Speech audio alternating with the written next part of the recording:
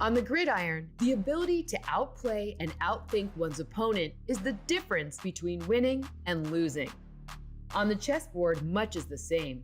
It's a battle of will, grit, and determination. And what happens when the two cross paths? Oh, wow. Oh my gosh. And he realizes it. 2 seconds. Wait, what? Gotta move. He's got to run out of time. Oh, man. Oh. We just stabbed it.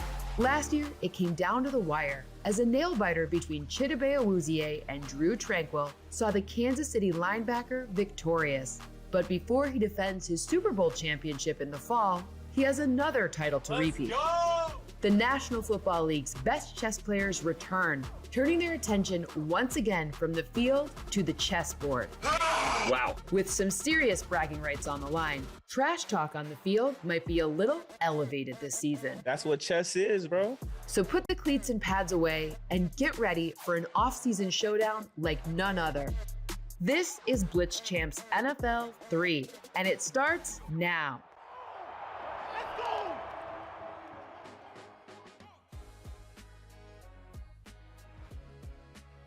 It's the greatest show on 64 squares. It's BlitzChamps 3, and this is the NFL Films studio here. We are back together, the amazing Cynthia Freeland, the one and only John Urschel. Team, you ready to do this again? Let's go. I can't wait. We're back at it, round 3. We're back at it, round 3.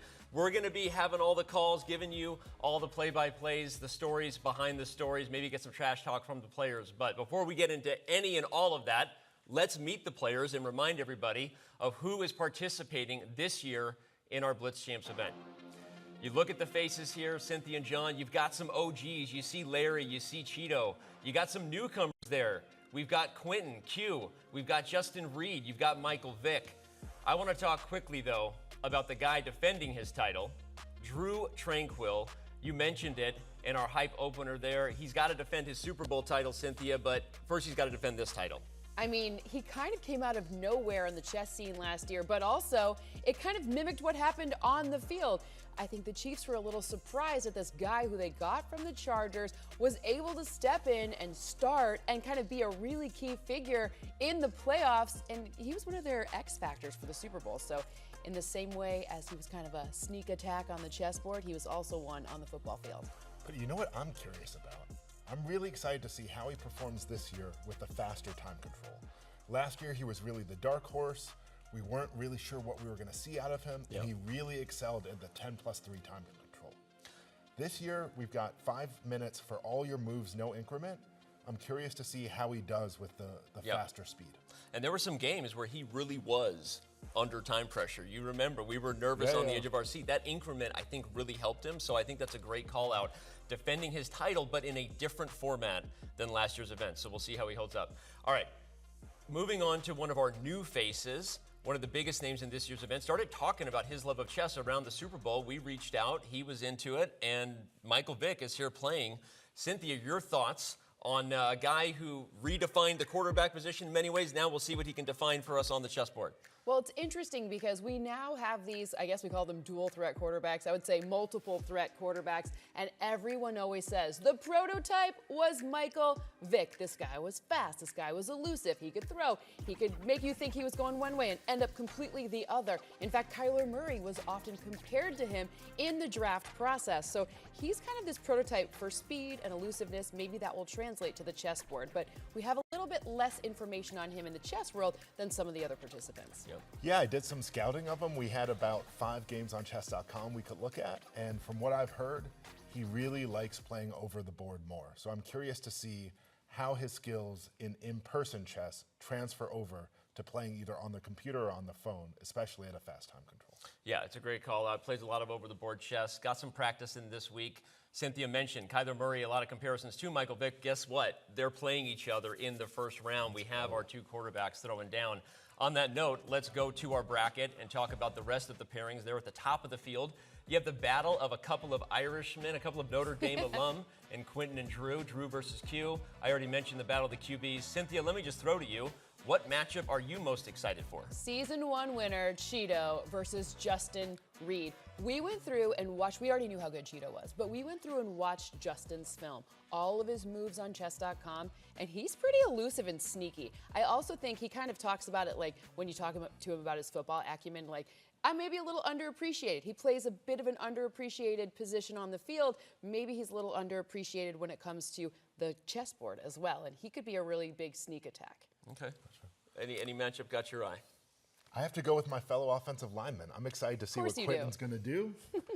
I looked at his Chess.com account. He's played a lot of games. He looks like he's going to be a serious contender this year. A lot of bullet, actually. We talked about that. And the point John already made about the time control, of course, this is going to be our fastest, most furious BlitzChamps ever without the increment. And if we get down to time pressure, that guy, Q, might be a little more of a dark horse than people realize because he's played more bullet, I think, than everyone else in the field combined, John. Yeah, that definitely sounds about right. And, you know, Drue, again, he's played a lot of rapid. He has a high rapid rating, I think the highest of any of the people in the field. I'm curious to see how that game looks and how Quentin's speed matches up with Drue's consistency and stability that we saw from last year. Danny, which one do you have circled as the one to watch in this first round? I got to go with my guy, my boy Larry. I'm always looking for how he's going to do. There he is, focused. A lot of art on the wall there. I was a little distracted by Justin Reed. Are those all game balls there for Mr. Reed? But all right, I'm looking forward to Larry in his battle with Mac Hollins. You know, you asked me in one of our behind-the-scenes videos we were doing who I thought from the newcomers maybe had a real great chance, and I think Mac. You see he's yapping. He's already been talking trash. I won't say too much about what he was saying behind the scenes, but Mac is ready to go. I love it. I mean, look, when I'm looking at these guys, I mean, first of all, how intimidating are all those footballs? Those are all game balls, meaning you were an impressive part of the game, so your coach is like, here you go, right? And when you're talking about, like, Andy Reid, I hear that he also was like, Justin needs to keep his feet moving. Same with Drue. Keep their feet moving, keep going, you know? So they very aware that there's a lot of high chess IQ on the Chiefs team. I want to come back to that later and ask what else Coach Reid said about games going on in the locker room between Drue Tranquill and Justin Reid. But all right, before the games get started, we're about to see our first moves. Let's pay off the format. Remind everybody, we've mentioned it already a couple times. This is the fastest BlitzChamps we've ever done. It's 8 players, a double elimination bracket that you've come to know and love. First to 1.5 points in our 2-game matchups. But the time control is only 5-0 and 3-0 for the consolation bracket. Without increment, we are instantly under time pressure. These guys are professional footballers. They are not professional chess players. They are going to be feeling the pressure and the nerves. I know we've talked to them, and they're all excited to entertain the thousands of viewers that will come in. Let's not forget that they're also competing for $100,000 in charity. This event is fun. All these guys are here because they love chess, but they're also here to support their charities, and we love that. Can't wait to get into it. Yeah, it's going to be fun. All right, well, speaking of getting into it, do we have our first moves coming here momentarily? I think we've got, looks like one player's missing, Chido.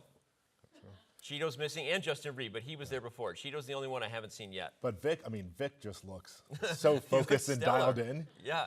He's just ready to go.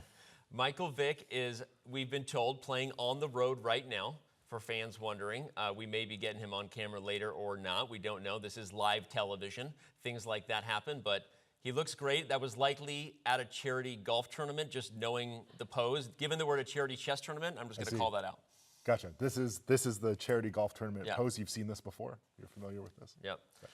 All right. Well, we've got one game that is about to lift off. I'm being told we're going to start with our reigning champion, Drue Tranquill's game versus Quentin Nelson. As we said, these are two Notre Dame alums, and we'll see what happens. John, you're going to get your questions answered real quick here. What will Drue do without increment in this faster time control than he's comfortable with?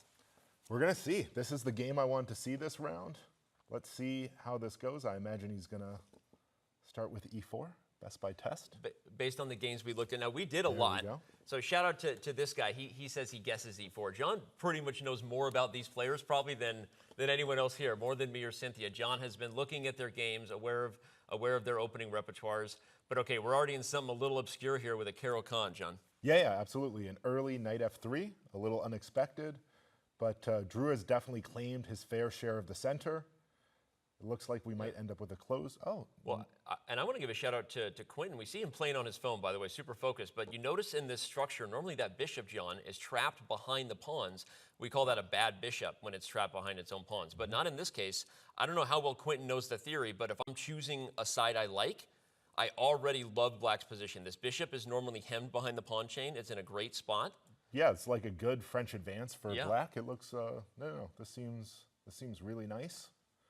One of the things that defines a good chess player is coordinating all their pieces toward a single goal. And you see that evaluation. I think he just blundered a pawn. He did. I was going to say, you see that evaluation creeping for Black. It's because we have 1, 2, and in fact 3 pieces all ganging up on this d4 pawn. You might say this bishop is attacking a knight, but that knight is a defender. So when all of your pieces work together toward a single goal, that is the mark of a good chess player. We talked about Quentin maybe being a dark horse. I'm already like, what is going to happen here if he can? Okay, so he goes for an aggressive move, getting his queen out early.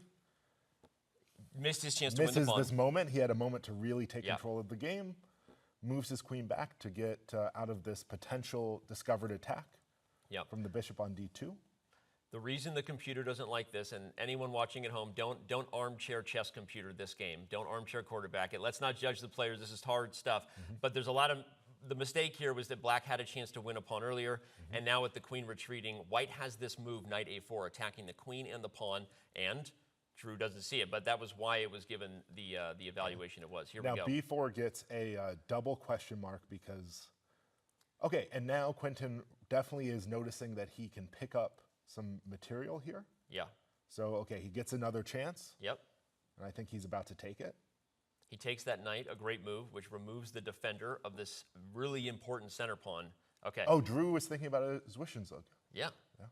Okay, this is a really funny moment because both, look, Q sees it. Yeah, yeah, and oh, there we go. Okay, Quentin is sharp. He's all over the tactics. Okay, So Quentin, yeah, he's up on time.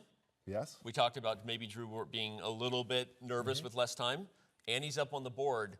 We might already be in for an upset special here. Okay. Real quick material, Black is up a piece, everyone. Yes. Count the pieces on the back rank. You'll see that Black has 1 more knight than White does. And Quentin's going for safety, moving his queen back to c7. Yep.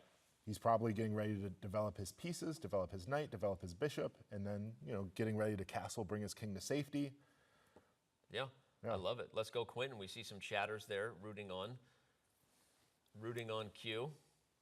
Gave him that nickname. I hope that's okay. It's just Drue rhymes with Q, and we're into it. Okay, Queen G4. Black has more pawns he can take, and Quentin And he doesn't- takes it. He just does it. Yeah. Doesn't have to be asked twice. That's a key pawn, everyone, because it also makes this pawn weak. Black is not just winning one. The house of cards could be falling very quickly here. Yeah, at this point, Black is just winning everything. Good control of the center. As soon as e5 drops, which it's about to in a second. I mean, the Black king seems very safe. There's no attack. Yeah, I like. Now, reminder real quick to everyone watching, you can go to Chess.com's events portal. There's a link in chat. One of our amazing moderators will share a link if you don't have it. Just head over to Chess.com and choose your own adventure. If you'd like to follow a game that we're not following, go do that. Because I'm looking at these other games, John, and I actually want to pop over to a different one. This is our reigning champion. All right, which one's caught your eye? I'd like to go to Larry Fitzgerald's game with Matt Collins. All right, let's look at it. I'm gonna go ahead and do that. Head on over because, as we can see, Larry, the underdog on paper from a rating perspective, is in a fantastic position here. And Here, let's just do a roundup to Yeah. see what's going on. Black is up a pawn, and White's sort of pawn structure near the king side is looking a Not little suspicious on the light squares. yeah. Remember, all games are now in action, everyone. Like I said, you've got the battle of the quarterbacks, Murray versus Vick. We've got the one we're on here, and Chido is playing Justin Reed. So go there, choose another game in case we accidentally miss a great moment. But Larry's bringing more pieces over here, John, to the king side. Okay. Watch out for this check. There's a knight g4 check if Larry sees it. I think that's what the computer wants. Oh, he doesn't see it, but I like his plan. Larry's bringing all of his forces to one side of the board. Knight to g4 check is the move the computer is begging for here. That would be a big attack of the king and the bishop. That's why the computer likes Black's position here, if you look at that bar on your left side of the board. Right, and this is also why, like, tactical ideas like bishop h6 just don't work here. right? Yes. Because of knight g4. Yeah, great point. John's playing chess. I'm playing checkers right now with my commentary. John made a great point. Knight h4, talk about playing chess and not checkers. Look at this. The pawn is pinned to the king. You would love to take this knight, but you can't. That would be It check. won't let you. It won't let you. The server will not let you. That's one thing Chess.com got right. You can't take the knight and put your own king in check. And so this is actually a big move from Larry. He attacks the queen. Will he bring more forces? Knight g4 check. I'm not trying to be biased. No, but it's begging to be played. Yeah. This is looking for Larry to make a big move here. I'm so nervous. It's not even my game. no, but knight g4 check. Yeah. The king has to move. You take on e3. h3 is loose. Yep. Looks like a beautiful position. Great move from Mac. That move actually blocks the bishop's pin, and Larry doesn't miss a beat. Look at this. The faster time control. These guys are playing. I feel like this is better chess than we saw last year right now. Yeah. Okay. Although maybe there was knight g4 there. I'd still allowing rook takes. So in this spot, if Larry takes everything on e3, at the end there's a huge fork on g4. A fork is when you attack two pieces at once. There is no fork better than one that checks the king. If Larry sees to capture everything here, this knight comes at the end of that combination. He didn't see it, and he's made his first big mistake of the game. Yeah. All right, let's see if Mac takes advantage or if he gets a little scared about the safety of his king. By the way, speaking of the game that we left, our reigning champion, defending champion, Drue, might be about to go down to Q. We're going to try to catch the final moments of that. Kyler Murray is putting the heat on Michael Vick. Oh, and he doesn't take the take the knight. He's concerned about king safety. Yep. And it's a common mistake that if a piece couldn't be taken before, a lot of times players will assume it still can't be taken. So it's normal that Mac would miss that, but Larry has a chance at redemption. He can just capture here and be winning on the spot. Unfortunately, Larry does not see it. Yeah, but it's understandable. E4 is a tasty looking square. Yeah. He's going for control, and he still has a great position. Our two fastest players potentially in the event on the field are the fastest to finish. Kyler Murray beats Michael Vick, and we are like 5 minutes into the show. So Kyler Murray gets the job done. Michael Vick will need to win his next game to stay in our winner's bracket. So shout out to Kyler for already getting his first dub. Do we want to go back to Quentin to see how it finishes? We can go anywhere. Let's do it. You want to head back? Okay. Yeah. Just Larry's in a good spot here. Larry's got good control. He's about to take the d4 pawn, and this is true NFL red zone style. We are not going to be able to catch every moment. Just letting the fans know. That's why I'm making the call out. But Q is. Oh, Quentin's just wrapping this up. He's on his phone, playing just crazy good chess right now. Absolutely.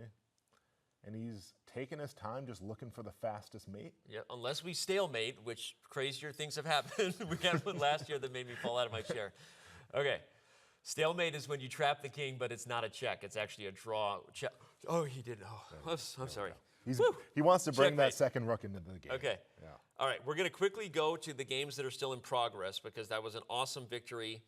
Checking back on Larry's game, he's still in a good spot. The one game we haven't checked on, Chido versus Justin Reed, flying through all of our games.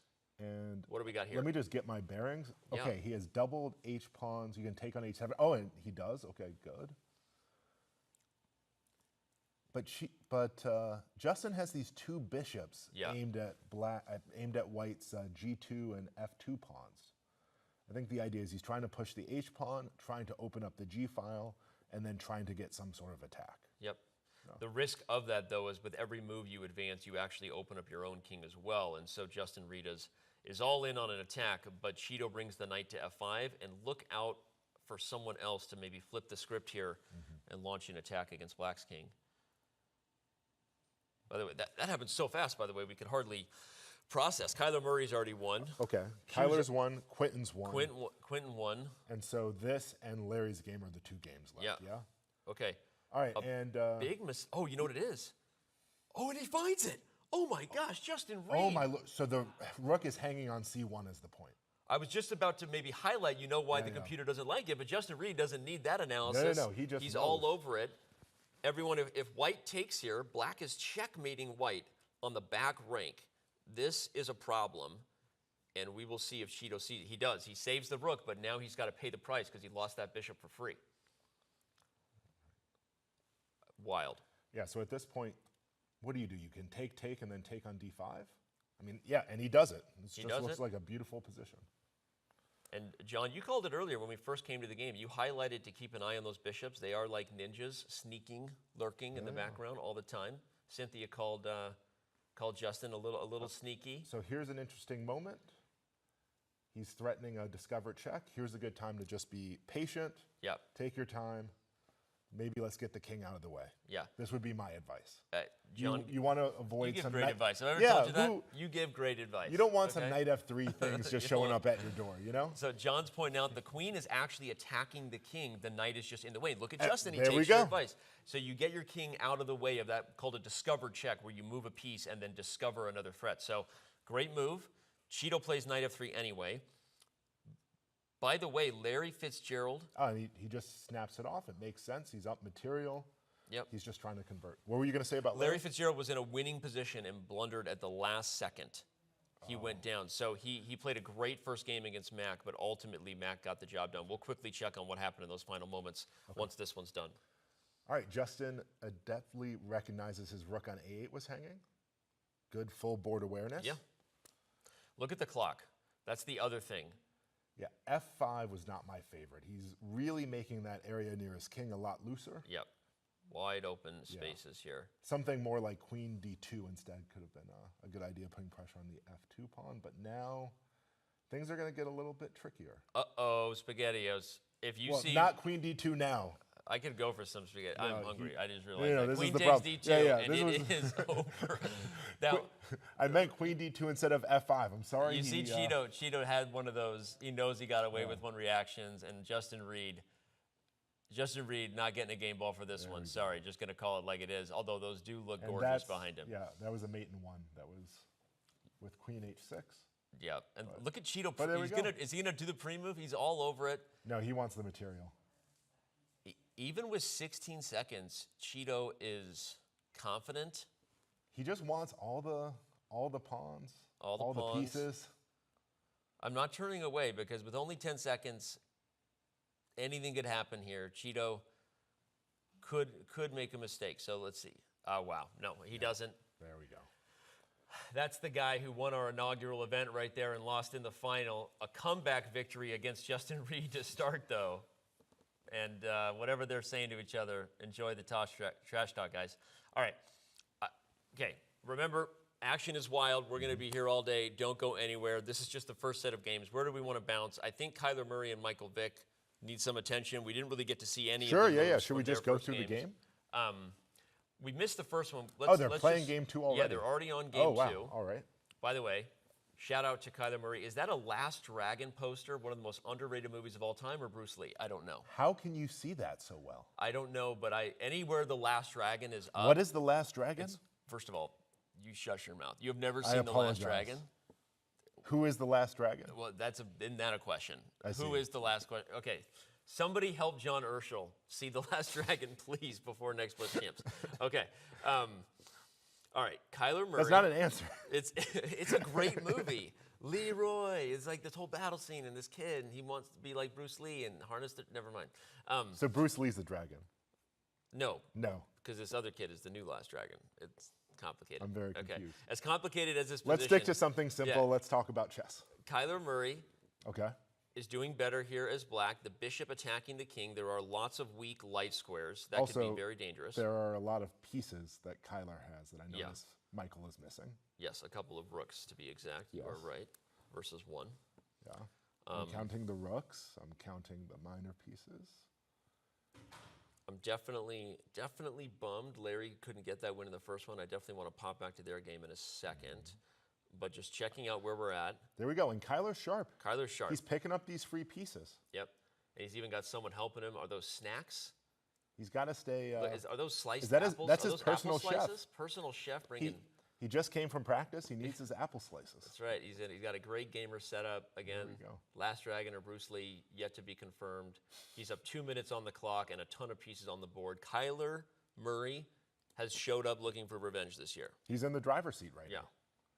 Not happy with his earlier exit last year in BlitzChamps II. So, and look at that. That's a queen. Kyler takes it, says, thank you, good sir. But Vick is not giving up. He's still playing, is not hitting that resign button, and he wants to make Kyler finish and win.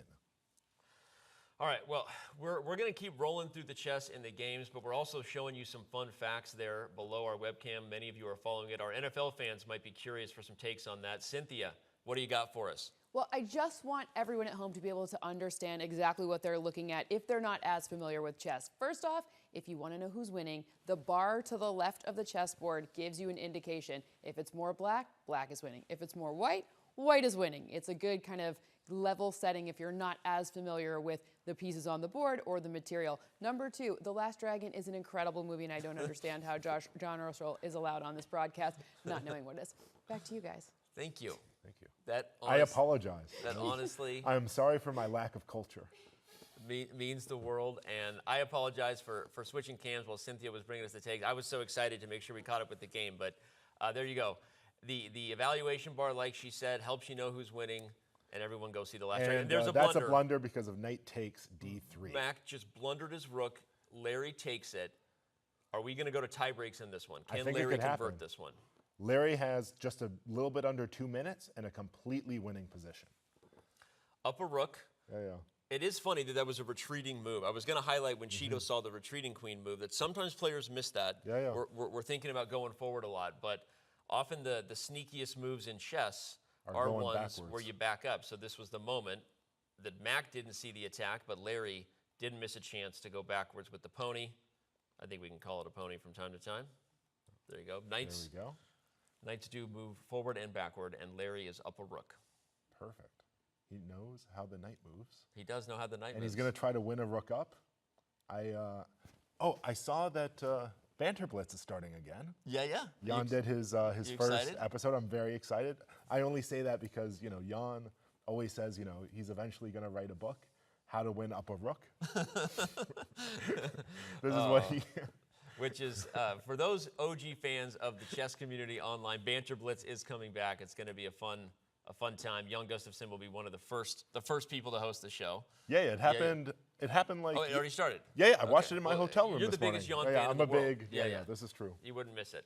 All right, well, Larry is converting. He's up a rook. Remember, Mac won the first game in this match, everyone, which means we go to tie breaks. If that happens, we'll remind you of the format if and when we get there. But if Mr. Fitzgerald converts, I want to head back to the other games in progress. Oh, he's playing a classy move. He's playing h4, thinking about playing h5 maybe, fixing that pawn on g7. I'm curious to see what he's thinking about.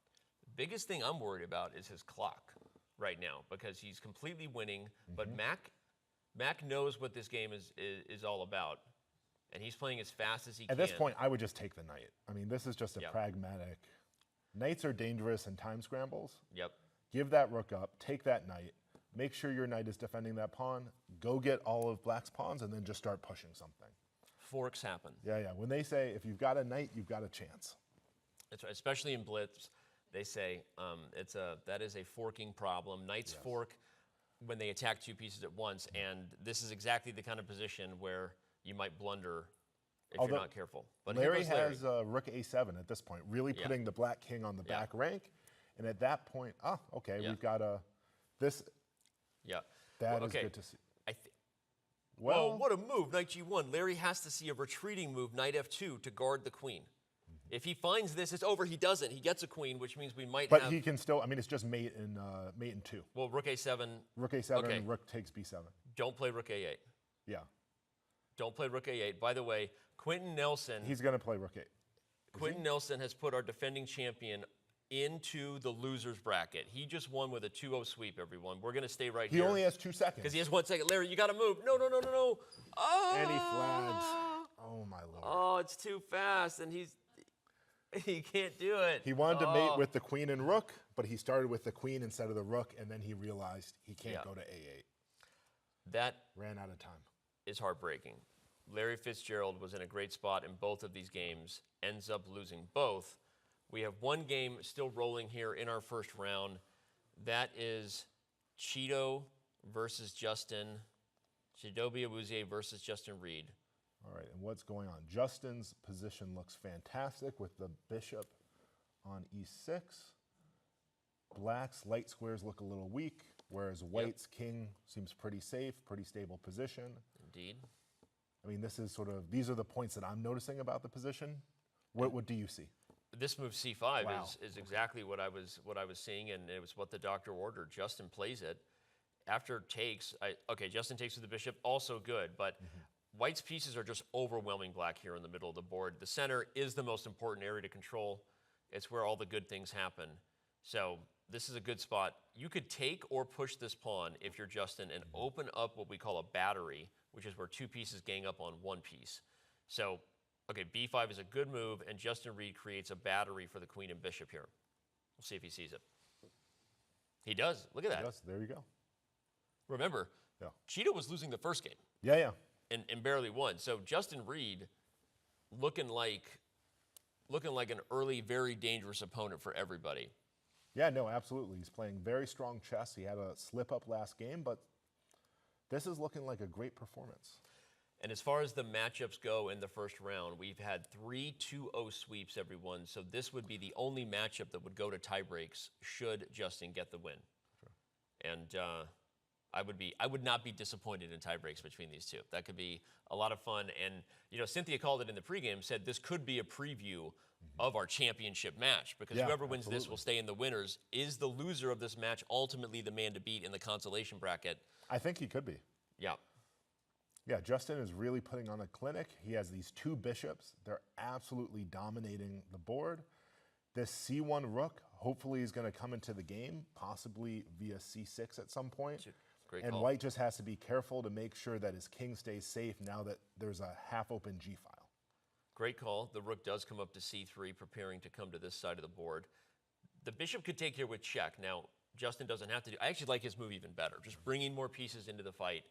Of course, if black takes, Justin can simply take back. This is very disciplined chess, you know, running the ball when you're ahead, letting the clock dwindle down. You know, it's safe. Is it what people want to see? They want to see you pass, but you're not going to. You're going to run the ball when you're winning. That's what we're seeing here. All right, and now he does choose your move. He takes on f6 with check. And let's see how Chido responds. Chido's getting quite low on time, only 25 seconds. But again, we were here last game.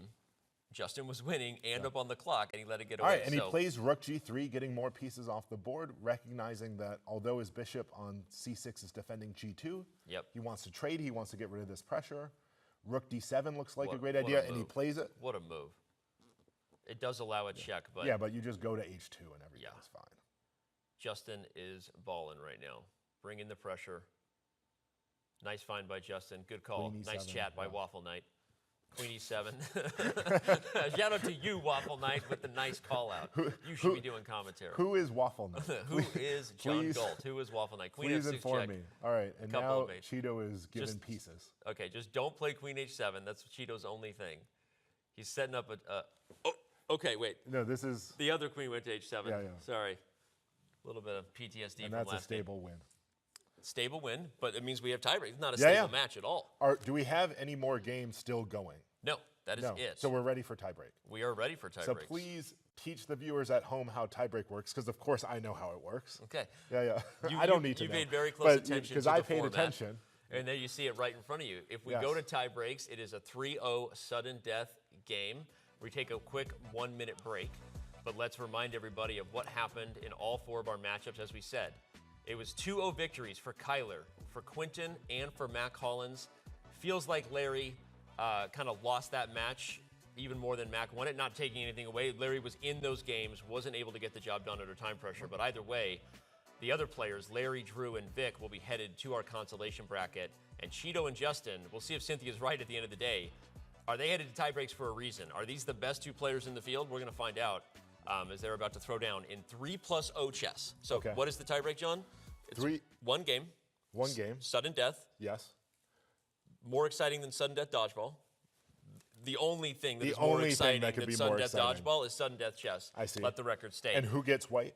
Who gets white? I believe the player with the most accurate moves overall between the 2 games. That has been. And this is the cap score? Does cap still exist? Yes. Okay. It does. So Chess.com has an accuracy score. Okay, we're already there. Justin Reed gets white. I think that means he played the more accurate brand of chess. Okay. So overall, these players are being ranked not just by whether they get the job done against their opponent. Our computer and algorithms are running all the time and letting the players know how accurate they played. And so the tiebreaker that gave Justin the white pieces was that he played a slightly more accurate first 2 games. And Chido's going for some double fianchetto, trying his best hedgehog sort of looking setup. Yeah. So hedgehog, John is speaking chess here. Let me translate French. If you put the 2 bishops on the double fianchetto corners, which are the yes, that's a thing in chess. Stay with me here. Okay, the fianchettos are the bishops going to the long diagonals, and doing so this early on in a game is called the hippopotamus or the hippo. It is a real thing. It's a beautiful creature. It's a beautiful, the hippo, underrated. And do you want to tell viewers what that that blue line meant? So it meant that there was only one move in the position that sort of like kept the evaluation of the position. So one move was much better than all the others. Like one move to rule them all. One move to rule them all. So when you see me highlighting with the orange arrows, that's me being a commentator trying to bring some instruction. When you see a blue arrow, that only happens when the computer says, this is the one and only best move. And so we don't overwhelm you with what the computer thinks all the time unless it really does matter. And there was an opportunity there for black earlier. It didn't happen, but now Chido has won a pawn. Yes. Got a knight in the center. Also, look at the clock. A little faster. Oh, wow, okay. Chido's got a little bit of extra time. I think this bishop h6 idea is really pragmatic, trying to get rid of that bishop on g7. You know, when you have a fianchettoed position, especially with a castle king, you get rid of that bishop, and then sometimes those squares can get weak, and you can start trying to push some pawns. I love it. Maybe get an attack. You're breaking it down well, but that's the risk of a fianchetto. And here the computer says this is the best move.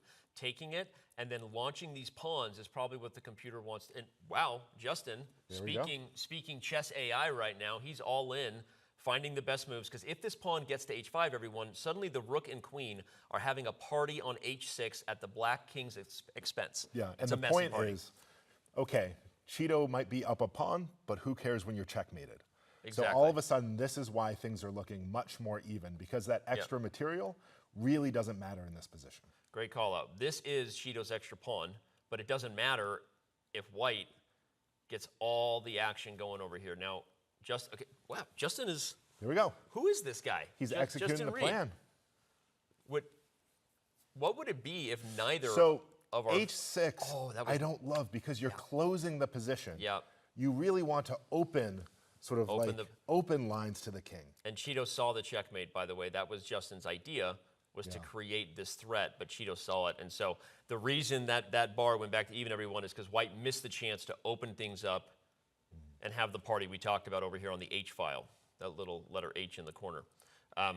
Okay, now we're back to kind of, from a practical point of view, I kind of like Chido's chances again, because it's close to equal. He's up a little bit on the clock. I feel like he's been here before, but we'll see. I do like what Justin's doing. He recognizes there's this pawn on e7 that would like to start moving forward, and he's trying to put a piece there, and I'm expecting rook e1.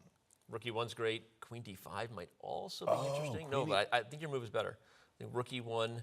Now there's all kinds of threats. g5, what a move as well. Wow. Justin. Okay, he's trying to get access to that g7 square. If this pawn moves, it is shake and bake, and mom helped. True. That's checkmate on g7. Okay, you can't move that f pawn. We got big problems right now if we're Chido. And I was going to ask a question. I couldn't finish it because the game's happening too fast. But Drue Tranquill already lost in the first round. Yeah. If Chido also goes into the consolation bracket, we might be for sure on track for a new Blitz champion. Yeah, we'll a lot of fresh blood is taken over. Let's see how he responds to this move. Because if he doesn't do anything, still, white could improve. Like your move queen d5, then becomes a... There he goes. Exactly. Justin bleepin' Reed. I don't know why I said that, but Justin Reed is doing the thing right now. And he's putting on a clinic. He's about to win a queen. He can take e8. He's going to win the... In fact, he finds an even better move first. Queen takes d6. Here comes rook takes e8. Oh, that was probably a mouse slip. But at this point, it doesn't matter. That's mate in one. The game is over. And you can see Chido saying, I mouse slipped it, but it doesn't matter. There's mate in one. Queen e7 ends the game. There we go. We're clapping? We don't golf clap in chess or football. I don't know why I did that. I apologize to all the fans at home, but that was impressive. Justin Reed showing up, sending Chido into the consolation bracket. Game on. All right, so at this point, who looks the best to you? I got to go with Justin Reed. And you know what's funny is often winning in a tiebreak early on can be even more beneficial later on. Yes, there's a risk you get tired if you have too many of those matches, but more chess works out the nerves. It tends to really work out any cobwebs that have been hiding in the brain. Justin Reed getting the job done against the highest rated player in the field in Chidobe Awuzie. I feel like we're forgetting about Quentin, though. Okay. Quentin had a dominating victory over Drue in both games. Yep. And Drue is our reigning champion and the highest rated rapid player. So I have to say, I was really impressed by Justin, but let's not forget about the offensive lineman. Okay. Never forget about the offensive lineman. We learned that. Thank you, Blindside. Thank you, Michael Lewis. No, we'll never forget. Never forget. All right. Well, Q gets the job done against the reigning champion, right? And he also was the best bullet player. We talked about that. Yeah. He won on his phone. So, again, we're heading back to the bracket. We just talked about what went down in each particular matchup. What does that mean for the future? It means we've got Q versus Kyler, Mac versus Justin Reed, and there you see Vick versus Tranquill and Larry Fitzgerald versus Chido. I don't even know which matchup I want to follow more closely, but Q versus Kyler is going to be thriller. Yeah, absolutely. I think Kyler and Mac, they're both going to have their hands full. I think Mac versus Justin Reed, that is the match I might really want to see. I want to see how well Justin performs. Yeah.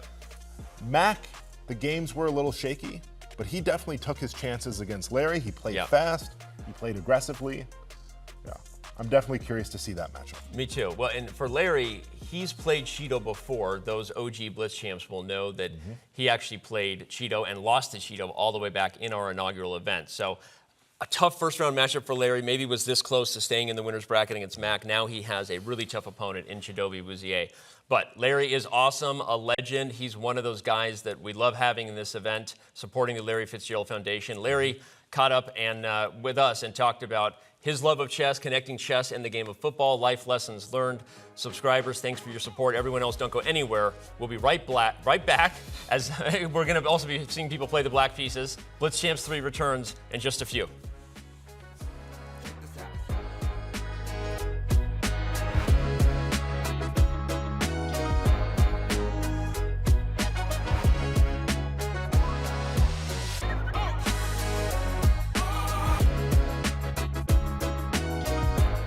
I'd say both of them are highly strategic, right?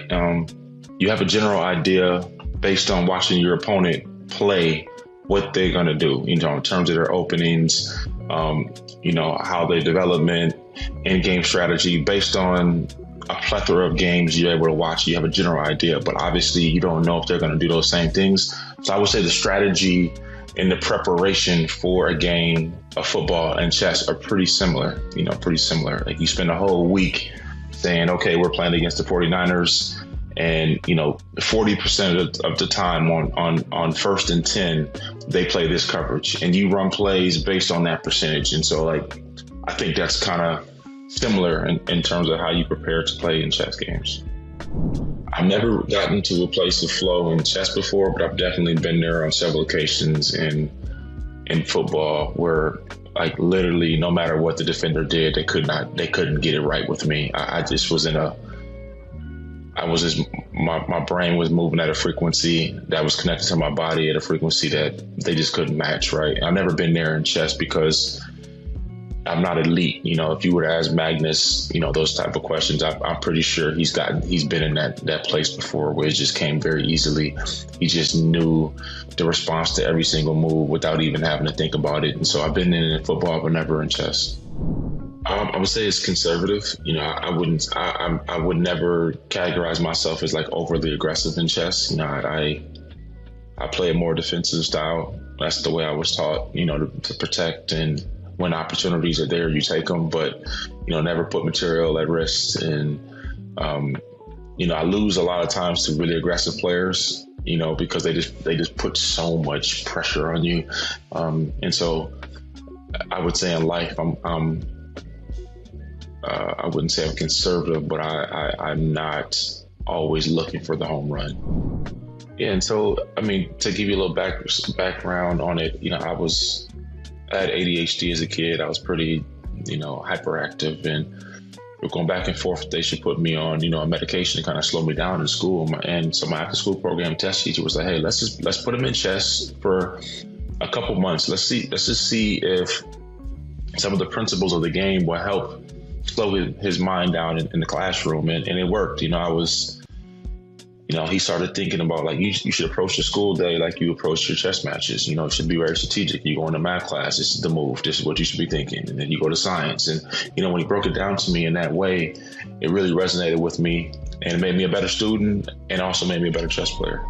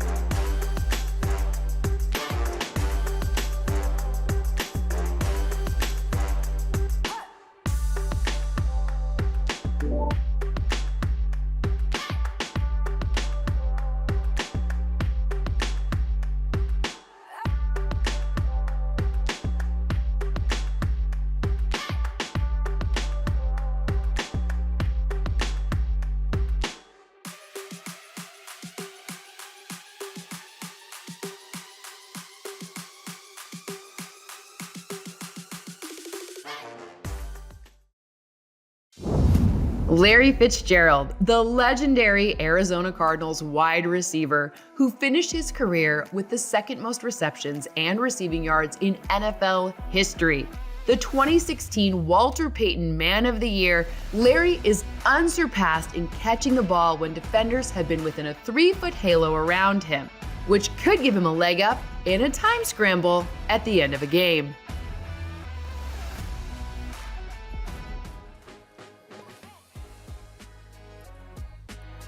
BlitzChamps III is back. The games are in action. We are having a great time. The players are here to play chess, but they are also here playing for their charities. With more information on that, Cynthia, take it away. This is the whole reason that we're here. The charities mean everything to these players. You saw Larry Fitzgerald, and his Larry Fitzgerald Foundation is one of the pillars for why we are here. Again, he started that in 2005, really honoring his mother with breast cancer, who died of breast cancer in 2003. Every single player involved here has a charity that they are playing for today, and we'll just go over all of them for you really quickly.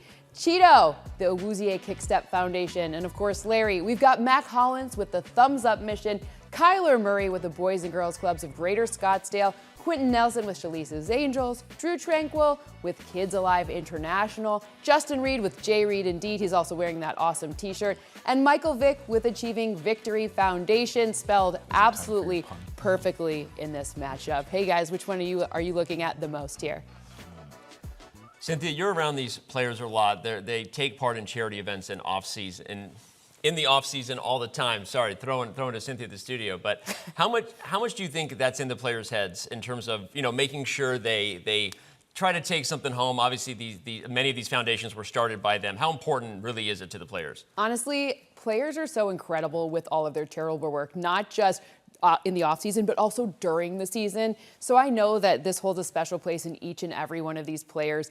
Absolutely, like the reason that they're playing, the reason that they're here. They're taking time out of their busy schedules. There is no offseason in football, contrary to what people might tell you. They had practices today. They were sweaty. They were out on the field, and they made time to do this. So it's a really special and important thing that they're doing today. Awesome. If anyone wants to find out more information about the players' charities, please go ahead and do so. You can Google the names. The charities are out there, or find a command in chat by one of our awesome mods helping out. But all right, it's time for us to be on the lookout for the next round. The players are already getting set, John. The action is crazy. Again, 3 of the matchups were 2-0 victories. 1 of them went to tie breaks. Of the people in the winner's bracket, who do you feel is feeling it the most right now? I'm still sticking with Quentin. Okay. Yeah, this is really, I want to see how he performs this next round, but I think Kyler will be a good test. If he can get past Kyler and look stable in the same way, maybe he can go all the way. Well, let me ask you, of the players in the consolation bracket, we see they're the losers round 1. Who do you think has the best chance to go all the way and get back to the grand final? I think it's Chido. It's got to be, right? Drue is a strong player. He showed up, he showed it, but I think Chido showed us that he can really play well in this time control. I think so too, although as I look at the position in the lower right corner there, Larry Fitzgerald has played E5, which is a great move early on, attacking Black's king in the center. And okay, if Larry sees all the tactics here, we might have a very early victory for Larry Fitzgerald. The move is bishop b5 check. That would be the kind of move that puts Black really up against the wall. Yeah, absolutely. The idea is that if Black tries to block with, let's say, pawn c6, he found it. You can just take that pawn because it's with check. Your queen is not hanging on f3. It's good to highlight, I think, for fans just tuning in, that White has an advantage in chess because they have the first move. If they can get in initiative and play aggressive moves like you're seeing Larry do, this is your best chance to score, your best chance to strike. And so, okay, not the best move there, but loved how Larry was playing before that, taking advantage of having the first move where you should get an edge with the white pieces. So even now, that wasn't the best move. This king is in the center. There's a pin here, very dangerous. The moves that are being highlighted with the orange arrows and the red squares are me doing that here, providing some real-time Madden analysis. Yeah, but c6 is a good move. Yep. Making this sort of pin disappear and getting ready to develop his pieces. Yep. Maybe something like g6 could be go. reasonable. Oh, and he does it. He finds it. Bishop g7, get your king to safety, and let's play some chess. Both sides are now getting their kings out of the center. It's called castling. It's usually a good idea in chess because the center is where all the tactics are happening and you don't want your king getting in the way. I love this move, knight e4 from Larry. Again, he's got great pieces in the center. The thing that I'm most worried about is the same reason he might already be in the loser's bracket, which is not on the board, but on the clock. Yeah, absolutely. I like that Chido castles, getting his king to safety, start developing. And his knight on e5, I think this is a good piece. Here, knight e5 is a great piece, and he's up a pawn. So Larry's position looks really great as I highlight all of these pieces, well coordinated and developed. But Chido is up a pawn. White sacrificed that pawn for an initiative, but now that Chido has gotten the king out of the center, I'm liking his chances more. Larry's big thing, though, we've said it, I'm going to keep saying it, is just has to play fast enough to keep up the pressure. And the engine bar didn't love it, but I actually like that c5 move. Yep. You know, it's really taking control of this d4 square. It's blunting the bishop on e3. And yes, he's up a pawn, but I also just like his position. White has the two bishops, but what are they pointing at? Yep, great question, great point. Well, with something like queen b8, maybe you would like to bring your bishop to a better diagonal, like bishop f3. The problem is this knight on e5 is just going to take that bishop right away and then put the other knight back where the first one went. It's a dominant beast of a pony, more of a unicorn there in the middle of the board. I don't know if knights can become octopuses, but that's kind of what's going on here. The knight is a beast, a noble steed, whenever it can get to the middle of the board. But Larry's keeping the pressure. I want to give a shout out. All 4 matches are in progress. We have 2 going down in the winner's bracket, 2, of course, in the loser's bracket. Your boy Q taking on Kyler Murray. We could head over to that if we want. Mac Hollins taking on Justin Reed. I don't know where to go because all the games are good. I'm just throwing that out there in case you want to choose a new adventure. I think this position just looks really, really interesting to me. Where do you want to go? I'm going to look at all 4 here. Thank you for bouncing out into the bird's eye view, NFL Red Zone style. Maybe Mac. Mac is completely winning against Justin. Mac has got an attack. It's the Mac attack. I don't know if that's an actual thing that he's probably heard before, but he's doing great. He's up a rook. Mac Hollins bringing the pressure right now against Justin Reed and looking good. Up on the clock, too. Yeah, absolutely. And he's pushing his pawn majority on the queen side. This is a great thing to do when Black's pieces are really stuck on the king side. That rook on h8 is really out of the game. Yep. I know Black's down a rook, but the way it kind of looks like he's down 2 at this point. Yep. It's a great call out. As I highlight again, John pointing out these pieces are trapped, they are stuck, and White is up so much material you almost forget about this extra rook over here in the corner. So a great position for Mac to start. Justin Reed looked dominant against Chidobe Awuzie. Mac Hollins barely got by Larry in some ways, but here we see the opposite. Mac doing work with the white pieces, trying to get his first win, and he just and takes now the bishop. he's It's up just 2 pieces. wow. Just He's doing well on the clock. I see no issues here.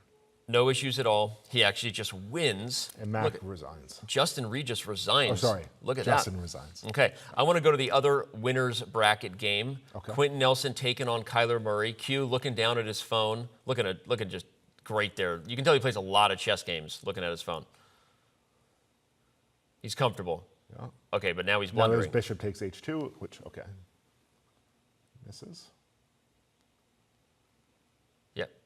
This is a very equal game. I'm going to note the clock again because Kyler Murray has been up on time against everyone. Didn't save his bishop. Could have. That was kind of funny. Yeah, sorry. The bishop on e5 could have been saved and taken multiple times, but it finally falls. And material is, again, getting close to even. White has an extra pawn, but the pawn on b2 is hard to defend, as well as the doubled pawns on the f file make this Agreed town. somewhat close to an even game. Population. Anyone could By the win. way, agreement town with the last chat comment who said that Quentin looks like Magnus Carlsen. We actually posted a meme on social media this week because we also had the same takeaway, the same observation. Tell me you haven't seen Magnus looking very similar to that position, kind of looking down, maybe looking grumpy in a bad position. Q and Magnus. That's true. Could be cousins. Yeah. I've seen many Magnus with the long hair. It's a little dark. He just got out of bed, and he's not so happy. Doesn't look too thrilled to be playing chess, yet somehow he's beating everybody anyway. That's kind of how Q looks right now. Yeah, it's true. Doesn't look too excited, but he's getting the job done. Although now I'm curious because Kyler has a real plan in mind. First, he wants to move his king to avoid any rook h8 shenanigans, and he just wants to push his a-pawn. Yep, it's a great plan. Yeah. Push him, baby. Yeah, as although they here say. maybe he has to be a little careful. Kyler up on the clock. G5 was a weird move. I think that, okay, now look at Q's heads-up play. Brings the rook and knight together, as I highlight, blocking the pawn's advance. But he blocks with the wrong piece. He blundered his knight.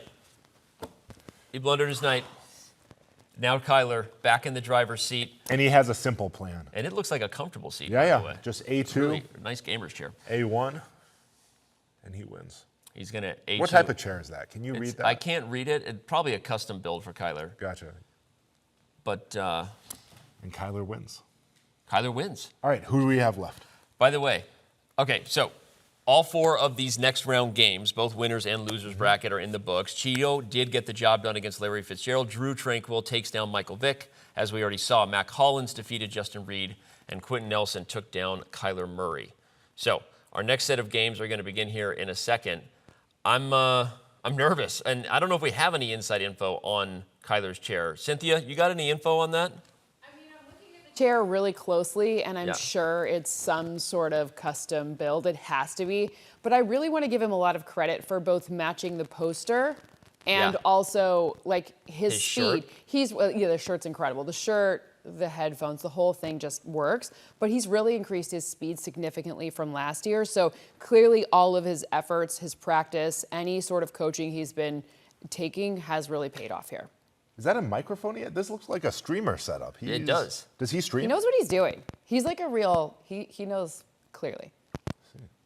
Yeah, I think he doesn't. By the way, we are already moving on to the next round of games. My apologies. I didn't realize we were starting so fast. I pulled him up. Thanks.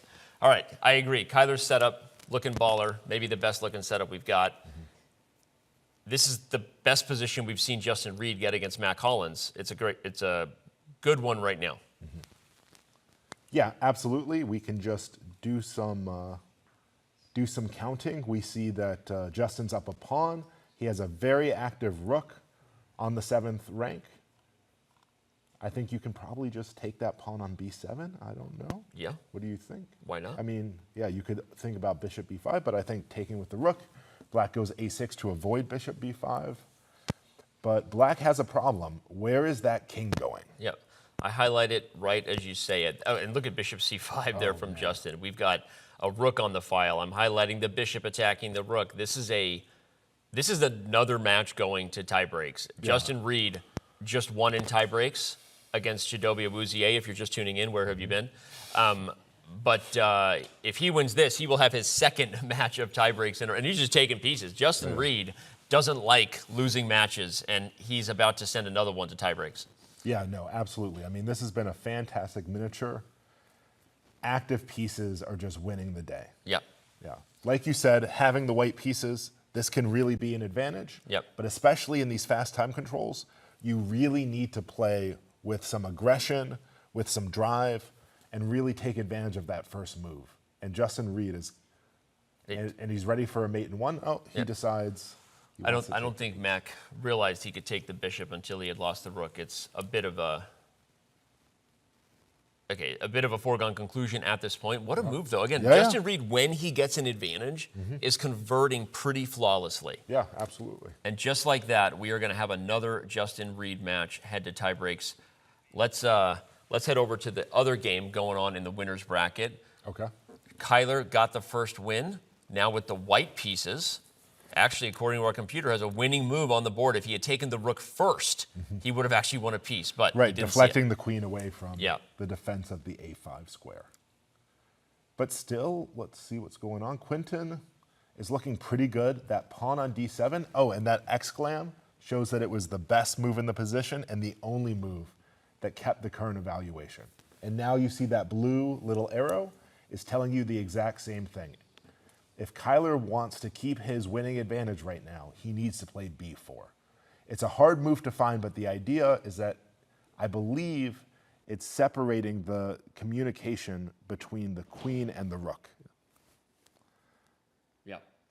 But this is a very, very advanced tactical idea, I think. It's going to be hard to see. So I think it's going to be hard to see. Yeah, regardless. Okay, white goes bishop g4, trying to overprotect the pawn. Black is attacking the white pawn with both the rook on d8 and the knight on e5.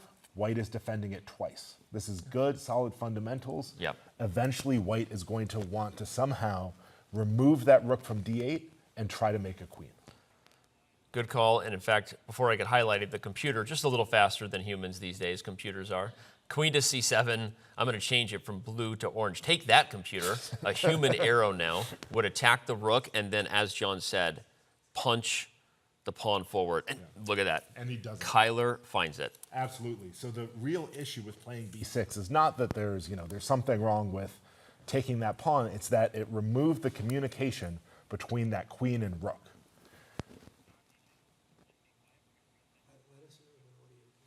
Okay. Well, the queen is attacking the rook on d8. As we said, this is a big problem for Quentin Nelson. If this pawn enters d8, we will have a second queen on the board. Yes, that is legal. Sometimes new players ask that if you can have two queens, but indeed you actually can. And Kyler knows the rules. He says, give me a second lady. Here we go. We actually have a checkmate in 2 if Kyler sees it. And he does. Wow. What an explosive victory from Kyler Murray, one of the most explosive players on the field, getting it done here. This is checkmate very fast, and he is dominating right now. All right, there are other matchups still going as well, though. If we scroll down, Drue Tranquill got it done against Michael Vick, so he took a 2-0 lead. All right, so we're saying goodbye to Vick? This is the loser's bracket? Yes, I think This so. is double elimination, I believe. Yeah. Yeah, this is. I paid attention. I paid attention there. when I was told the format. And looks like Chido just chilling over there.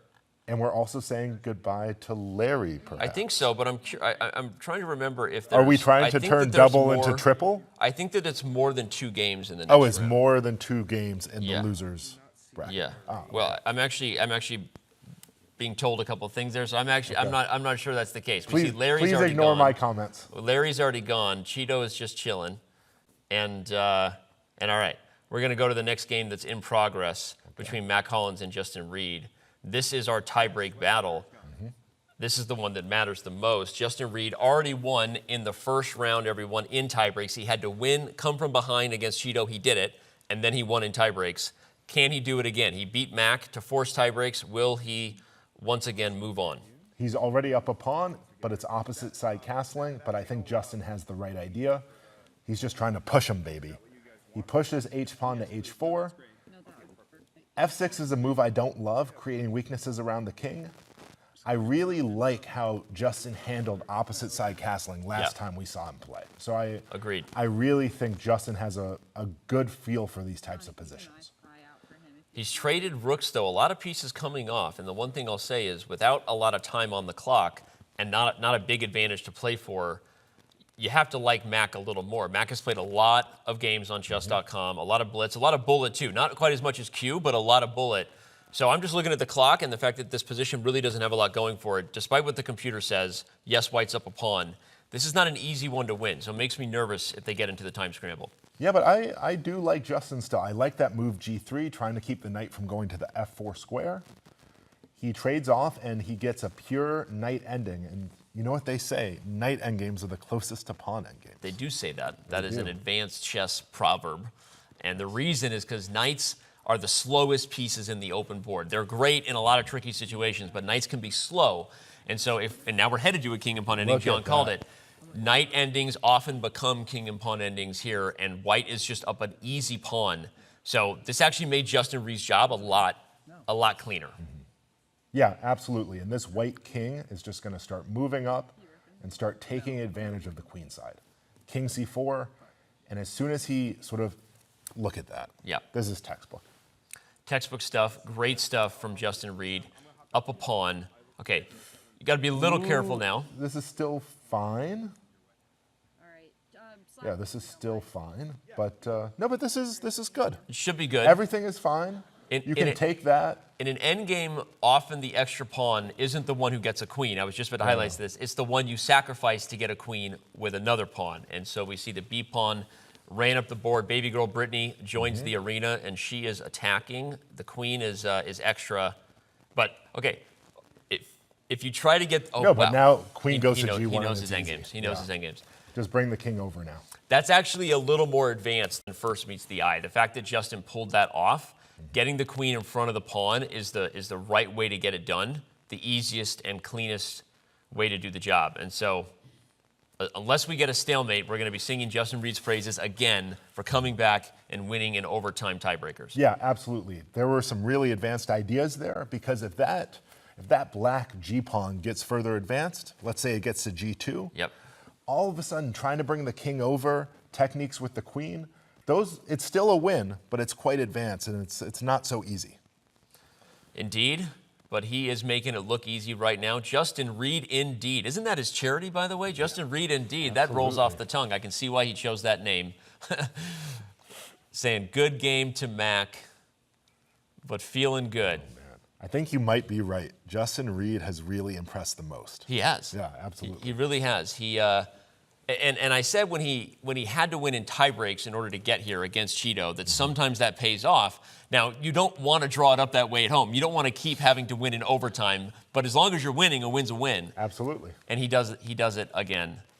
And it looks like they're having a little bit of fun banter after the game, discussing some lines. Yep.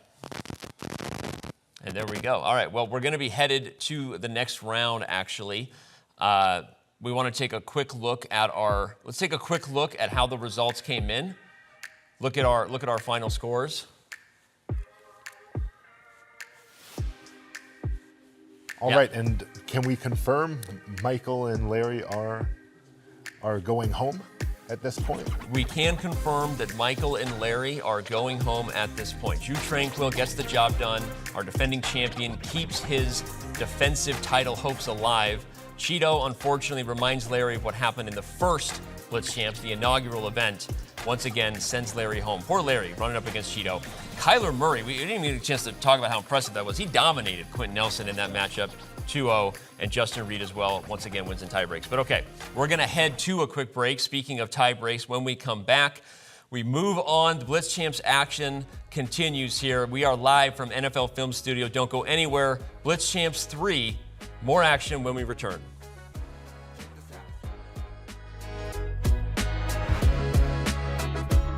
It's me and Hikaru, like we really neck and neck right there. Between chess and life, I think if you look at all the different types of chess, whether it's rapid or bullet or classical games like long games, it can relate to life because life has those moments. There's moments in life where you have to plan what's your 5-year plan, your 10-year plan. But then there's also, what do you need to get done today? Or what do you need to get done right now? Or what are you going to do in the next 2 minutes?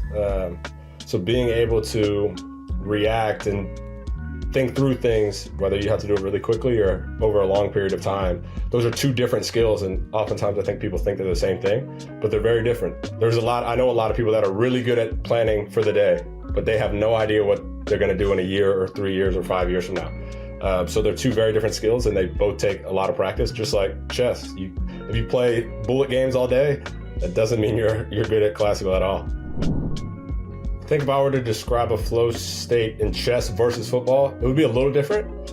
I guess the closest I can get to a flow state that's like football is in puzzles, where I'm just seeing it somehow. The lines are just there. It's a little harder because I don't play a lot of bullet, so like it's not really quick. So sometimes if you're playing a longer game of chess, I have to wait and react off of what my opponent's doing. So it's like, okay, I'm in this flow, but I gotta wait on what they might take a little while, get me out of the flow. Whereas football, it's just like the play is gonna get snapped every 30 seconds. There's another play. There's another play. There's another play. There's not really all right. Other than halftime, there's not really a time where you can get out of the flow. Halftime is really the one time. So there's definitely flow states, but yeah, sometimes in puzzles, I just feel like it's me and a car. Like we really neck and neck right there. Like takes, win. It's just like that. I think I oftentimes can go with the flow with things in terms of life. So when it comes to my chess style, if my opponent just wants to take, we can do that, and I'll just take. Or we can play a game where nobody takes anything until like the 10th move, and I can do that as well. And I've learned to just be real adaptive with how I am in life, in the same way I am on the board. But I think I lean towards more of an aggressive style than not. Like if I'm the white pieces, I'm probably going to take first. So I learned chess, I think like the 3rd grade. I learned how the pieces move and all that. And then I kind of played here and there, but then stopped playing for a while. Played a little bit in high school, and then really like 2018, 19, kind of like that around COVID time. Like I was playing a little bit, but then COVID happened and like Queen's Gambit happened. So everybody got into chess. So then there was more of my friends and stuff to play with. So it got me more into it. But really like Chido, who's another guy who plays in the Blitz and all that. And he's a big chess guy. We came out training together and we would play chess together. So kind of, I guess maybe since 17, but really got into it a lot, 19 and 20, and just have kind of built over that, where now I'm probably playing too many games at night and not going to bed until I win. But then if I win, I'm like, I might as well get another one. I'm on a roll. I'm not 100% sure, but I heard Amari Cooper's real good. I've never played him. I would say myself, just because I haven't played anybody other than Chido. Chido's and Chaz Surratt, who played in it last year, and he didn't win it all. So I guess that makes me the best as of right now.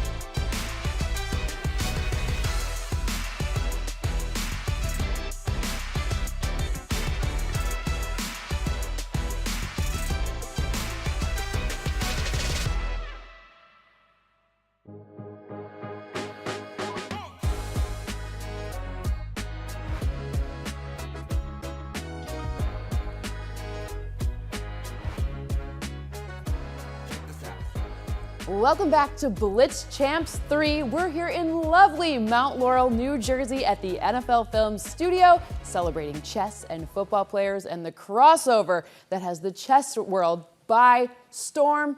But I think we should probably take a look back into the history books of what this event has meant for the past 3 seasons. So starting back in season 1, of course, we're going to open this lovely history book. We see our lovely winner, Chidobe Awuzie. He won in the final against Amari Cooper. At the time, they were both playing against each other in the AFC North. Last year, was Drue Tranquill who beat Chido. And then we expanded it to the college ranks where Cornelius Johnson, the now Charger, won. And then, of course, at Stanford, David Kazimierowicz, he won as well. And we can't forget punters. They're people too. Ryan Sanborn, he won at Texas.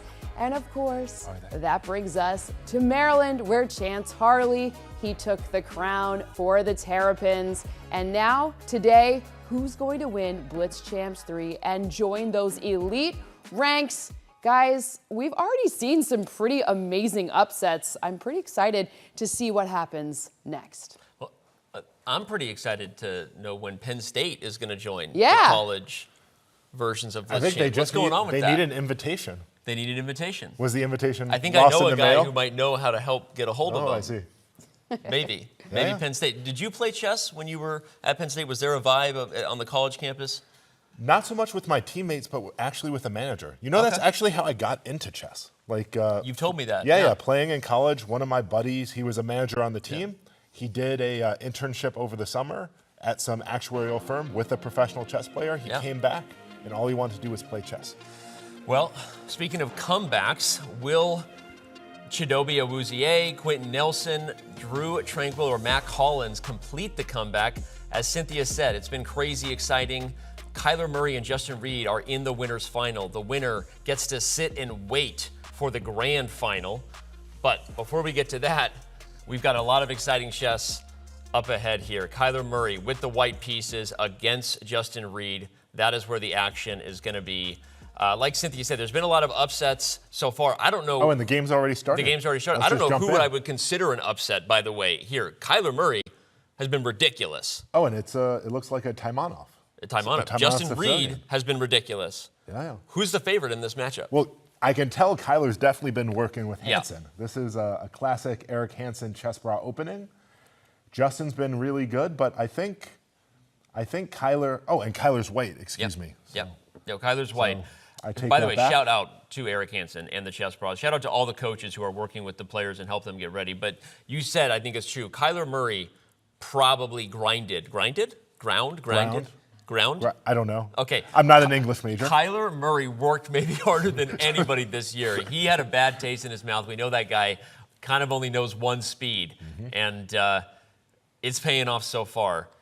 Right now, I do like Justin Reed's position though. He managed to steal that pawn and trade queens, and he's up a full peshka as the ladies exit the arena. Yeah, no, this looks really stable. You know, moves like maybe b5, bishop b7, getting the last piece out. Maybe think about d5. Black has like a very clear plan. And you know, this move b4 I don't love. It's creating a backward pawn on c3. You can start to bring rooks to the c file. I just think Black's position is very easy to play for an amateur player. I agree. I'm trying to highlight the arrows as you're spitting out the rhymes. The rook comes to c8, hits the c3 pawn. As John called, the bishop on this diagonal is very dangerous.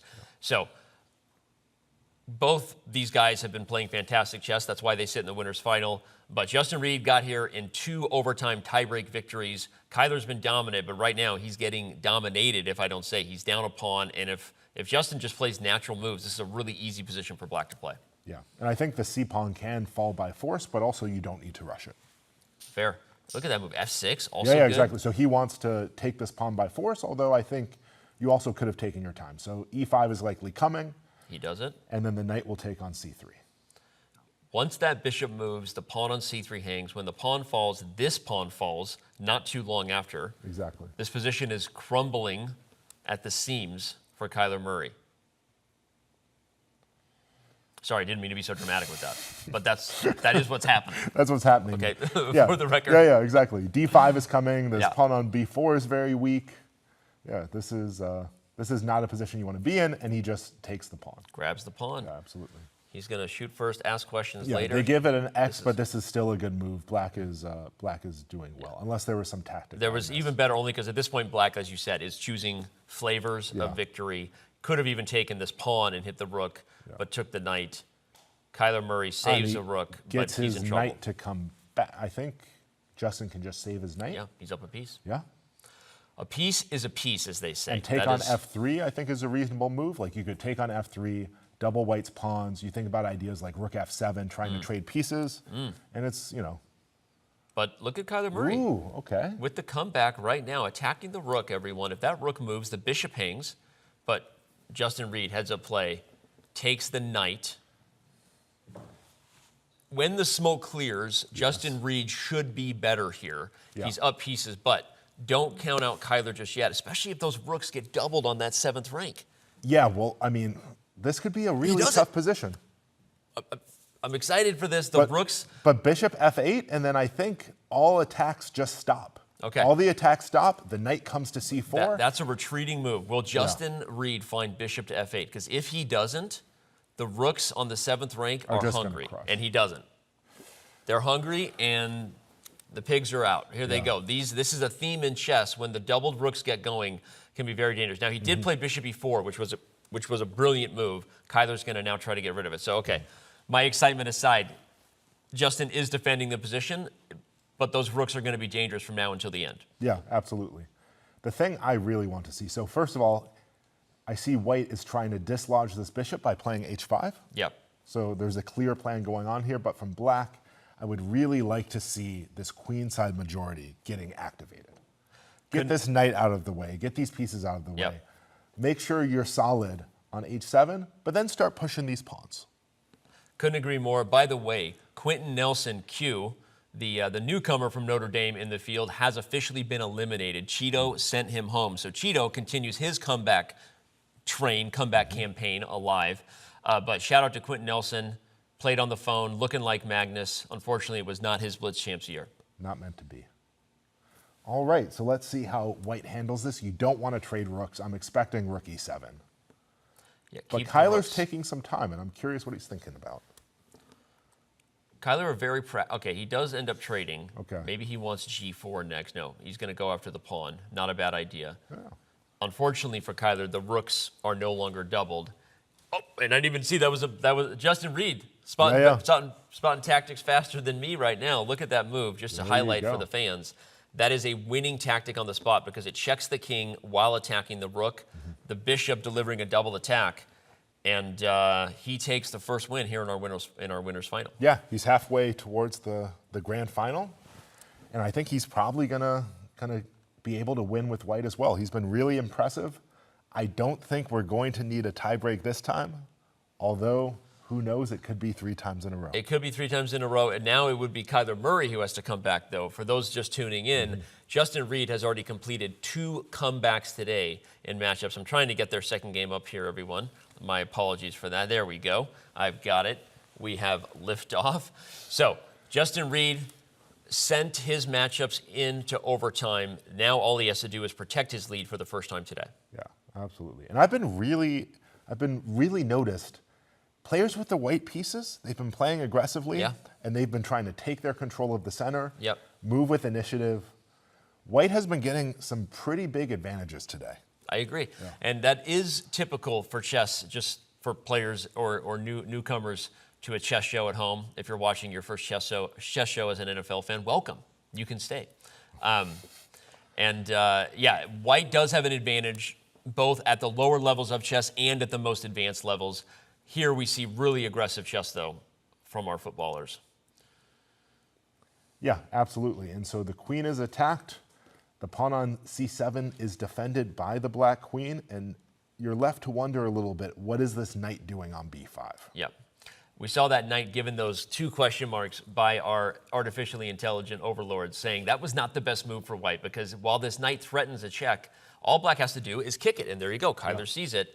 That knight has now lost a lot of time bit of a lost horse there, needs to return. Right, so now white has lost time and they've lost a pawn. They really need to show something for this lost material. Yep. And black is developing with tempo, playing bishop e6, hitting the queen on c4.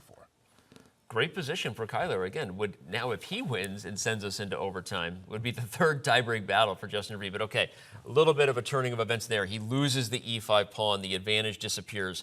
We're back to a very 50-50 game right now. Yeah, the question is, how do you develop now? Maybe you think about g6 is probably okay. g6, bishop g7, and castle. And, you know, it's still a game. It could be, you know. Okay, queens are going to be traded. We're getting a lot of trades here. Our nods there are that may not have been the best approach really for either side. If we get an endgame, probably a little bit better for Kyler though, if I'm honest. The two bishops in an open board, what that means is there are no real pawns blocking the way in the center. In theory, they're supposed to be better than the knight, but that's kind of advanced chess for this level. We'll see how it plays out. But also the pawn on c6 is doing a pretty good job of stymieing the knight on c3, which is another aspect of the position that makes me like black. Kyler's gaining space, perfectly reasonable move. Yep. Yeah. By the way, this is our winner's final, everyone. So the winner of this match will move on to the grand final. The loser is not going home. They will go to the loser's bracket and compete, hopefully keep their comeback alive, taking on the winner between Chidobe Awuzie and Mac Hollins, which I believe is currently going down, I believe. And knight f5 and bishop f5 was a really good move, attacking the c2 pawn, forcing Justin to make one of his rooks become passive. Okay, yeah. By the way, unconfirmed. I actually don't know who won between Mac and Drue Tranquill, so we're gonna have to we'll get some stats on that here in just a second. I think that Drue Tranquill is actually still playing Mac Hollins, so I should not announce that that we have a winner there. Right. All right. Well, we've got 3 minutes on the clock. I don't know, somehow the action slowed down finally. Let's throw it over to Cynthia. Catch up with how are things on the other side of the studio? You know, this side of the studio is wonderful. You should come try it out. But I want to point out two things. It wasn't just that Larry and Michael went home. They both earned $5,000 for their respective charities. So they didn't go home empty-handed. There is something on the line for them, and they made it pay off. And I also want to point out something really important here, Danny. When you and John are talking, they can't hear you. None of the players can hear anything you're saying. So no one's getting any advantage from our experts here in the studio. They're playing all on their own. Great call out, because I think it can be confusing for fans to say, are they playing the moves because John or I suggested them? Nope. No, Bishop they B6. cannot hear us. Bishop B6, and he finds it. John is freaking out over here because the chess lover in him is focused on Bishop B6. He called it before Justin played it. And he does see it. So, Cynthia, this is a big moment. Justin Reed might be about to punch his ticket directly into the grand final. Yeah, Justin's about to just be up a clean piece. Rook takes d7, rook takes b6, and rook takes e7. Indeed. He doesn't see it, though. Okay. All right. And again, really great call out, Cynthia, because I think we take for granted doing chess commentary that the players can't hear it. Good reminder to everyone. They cannot hear anything we're saying. Much like an NFL game, I don't think they can hear Tony Romo on the field. At least I hope not. That could be ugly. Okay, bishop to c2 now from Kyler. This game is still anyone's game. Despite Justin finding bishop b6, it's not over yet. Kyler still has a chance to send this to tie breaks. Yeah, and at this point, I think I really do like Kyler's chances. He's got the pair of bishops. He's got two pawns on the queen side to Justin's one. And really, usually how these games end is pushing one of these pawns and making a queen. Okay. Let's actually go to the two-board scene. We've been getting questions about what is going on in the other matchup. Reminder, everyone, you can go to chess.com/events. Choose your own adventure if you're ever unhappy about which game we are choosing to focus on. That's why it's a format very built after NFL Red Zone, because a lot of things are happening all the time. Here we see Drue Tranquill taking on Mac Hollins. They're deadlocked, one game apiece. And on your left, Justin Reed versus Kyler Murray. John, what do you think about the game we haven't had a chance to look at yet between Mac and Drue? Oh, it's such an interesting position. It's a pawn endgame now. And this is a position that is a dead draw. If these people studied their endgames like a good Russian schoolboy, they'll be fine. I think they're going to shake hands pretty quick. Please ignore my previous statement. I thought they were going to shake hands pretty quickly. Yeah, not yet. But It looks like this one is ending in checkmate. I spoke too soon. Oh, and they flagged. Oh, wow. Yeah, this is the aspect of 3-0. That is absolutely crazy. Yeah. That was great to catch on camera, though, by the way. The fact that they drew means we are headed to tiebreaks there in the loser's semifinal. A little bit of, I don't know if that's poetic justice. Remember, there was this reminds me of last year. Drue had a game like that happen as well. Kyler was not pleased when he found out there was increment last year. Yeah. There they are. Can we hear what they're saying is my question. You had me on time and I was up pieces. Yeah. But like I can't get you in checkmate fast enough. Like I can't pre-move it. Yeah.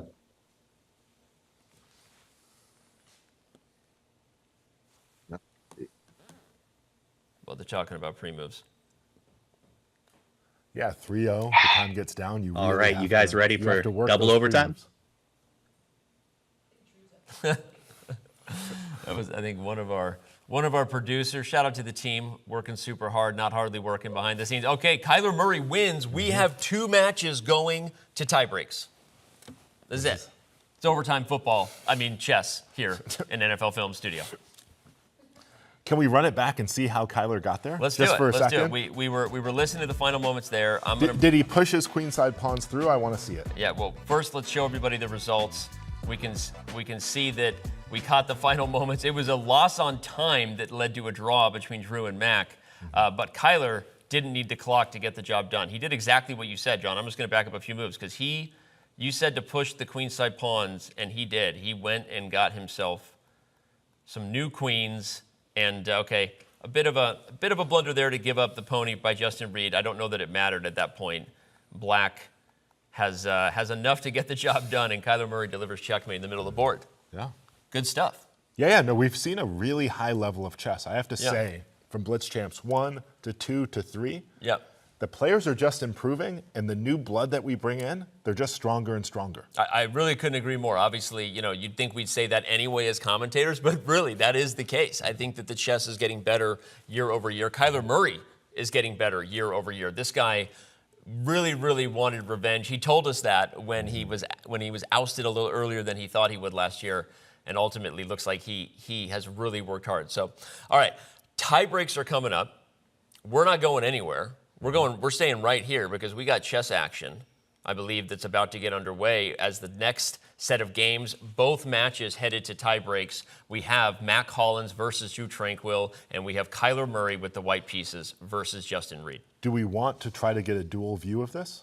I think we will. Okay. I think we will. At some point, we'll get them both up. Right now, we got this first game about to get underway, and Kyler on the clock. I'm trying to see maybe Mac. Okay, actually, I'm gonna switch over to Mac and Drue because they are actually a little further along. Okay.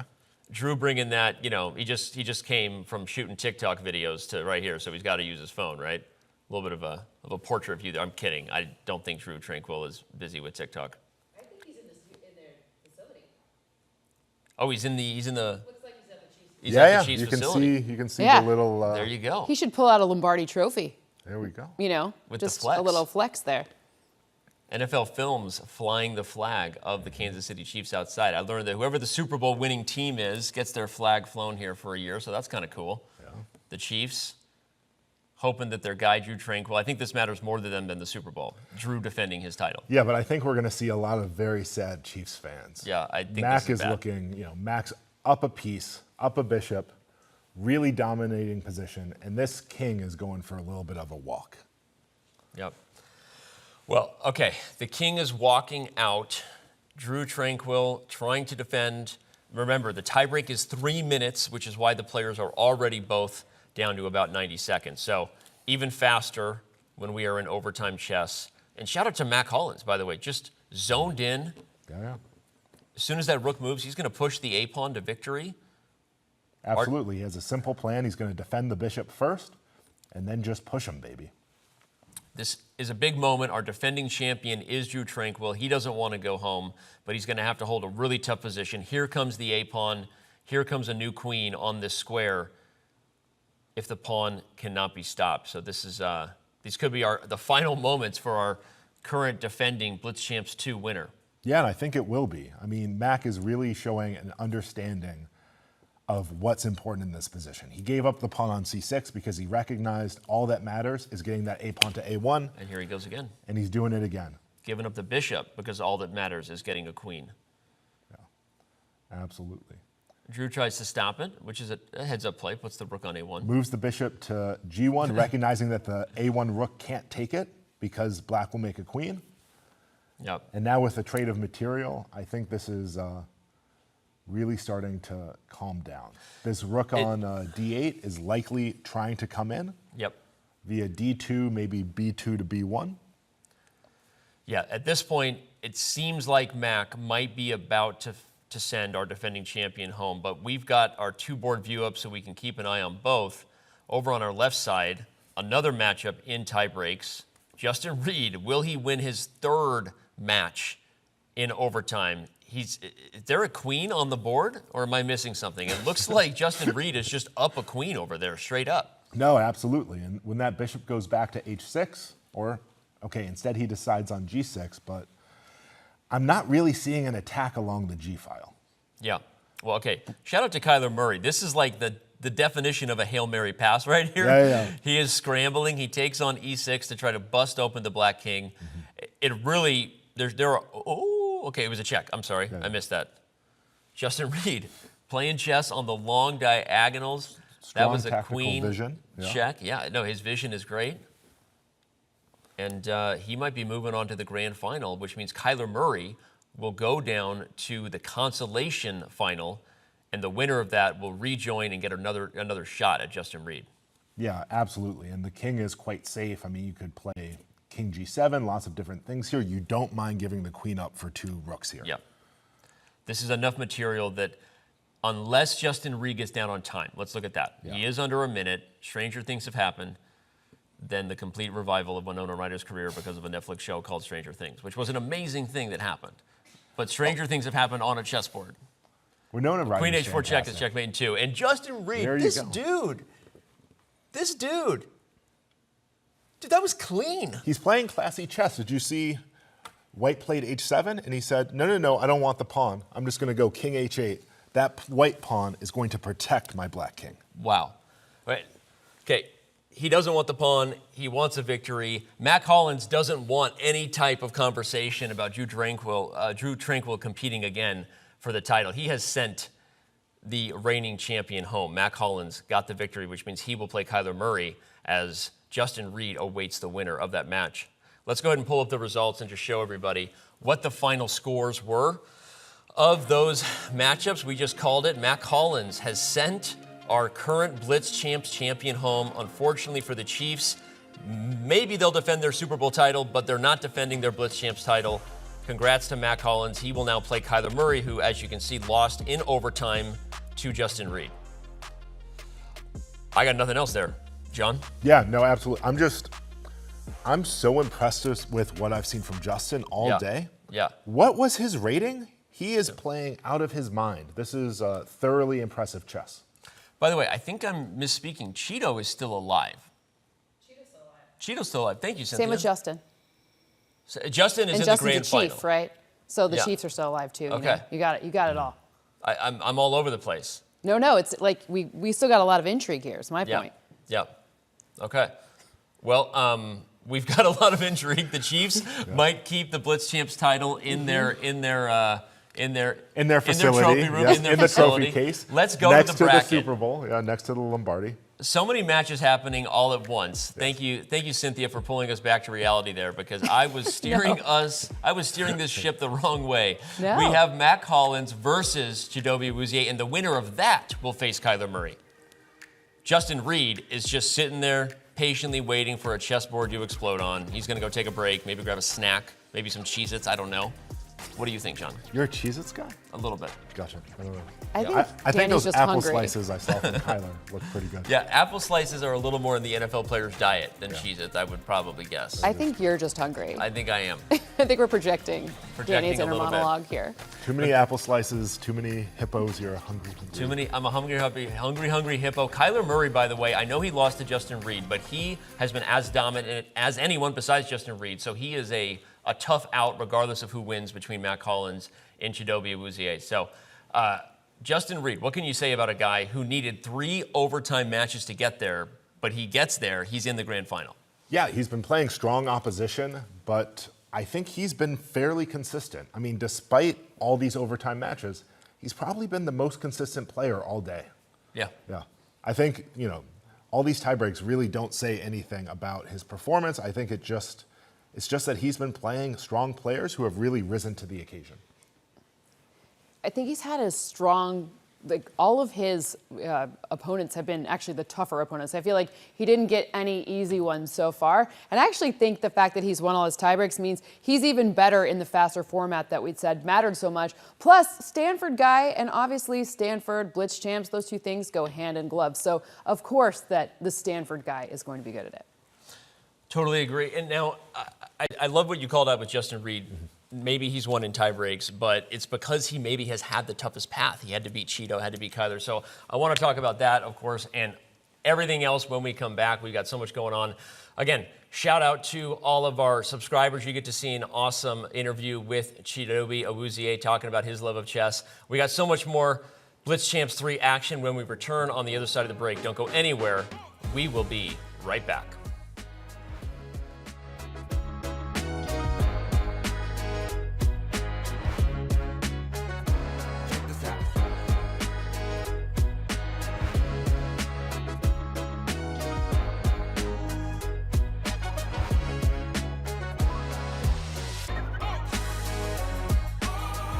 Football and chess they have a few similarities.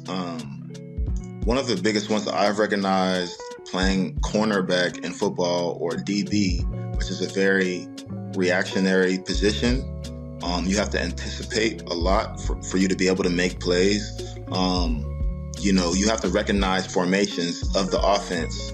And in chess, there's something that I think I've developed, at least from playing a lot of chess, is pattern recognition. And, recognizing when you've been in a certain position before, or recognizing maybe in an endgame how you misplayed it one time, and, you're trying to recall so you don't make that same mistake. In football, it's the same thing. You may have gotten hit with a slant from this specific split of the receiver, and, it comes to the fourth quarter and they get in that same formation. Are you going to trust it, or are you going to, make the same mistake again? So I feel like chess and football for me, in that sense, has been very, very similar with pattern recognition. There's a lot of other things, both being games, mental games. Obviously, everybody sees the physical part of football, but there's a lot of stuff that goes behind the scenes to prepare. Just like when people see greats like Hikaru or Magnus or Anish or Dinlarin, they may just see the games, but they don't see the preparation. And I think that's the same thing with football. They just think that we just line up and we are who we are. But, both games take a lot of preparation to be great.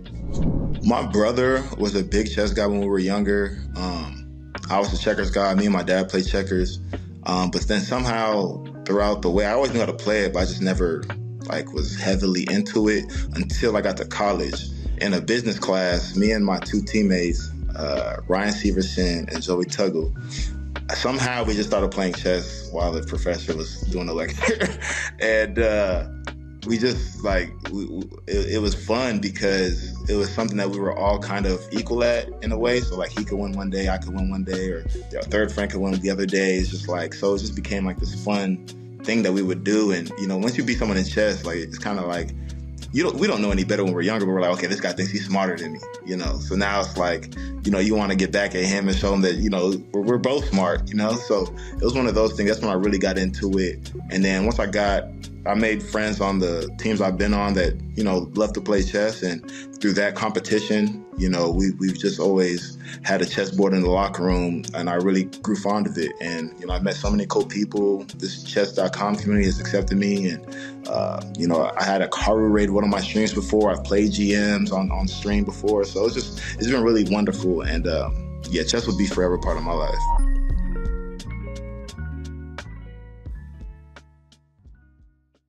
Football and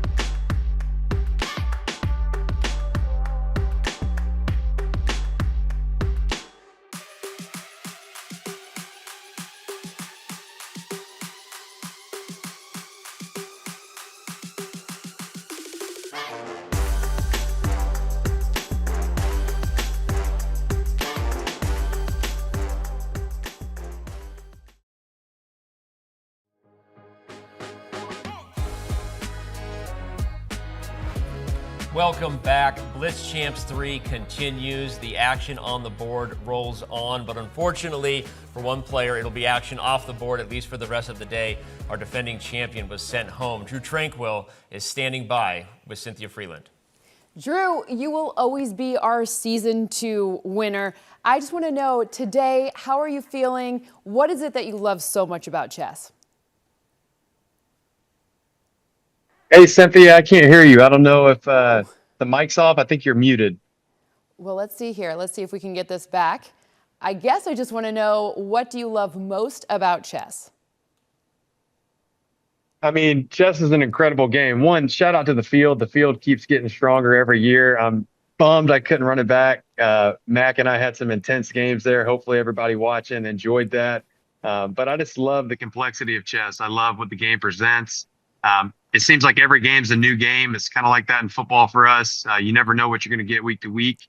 And it's fun, just all the surprises. So we know everyone in football's favorite play is the kneel down victory formation. Do you have a favorite chess move? Obviously anything other than checkmate. I love the back rank mate. I think I got it last year in the semifinals. I kind of blundered away my king and acted like, I just screwed up and was able to back rank mate. It's always nice when you get those. When you lose on that, it's a horrible feeling. But when you can win on one, it's a good feeling. I love that. Thank you so much for participating in this year's event. Can you tell us a little bit about your charity? Absolutely. Yeah, I was representing Kids Alive this year. They help vulnerable children across multiple different countries.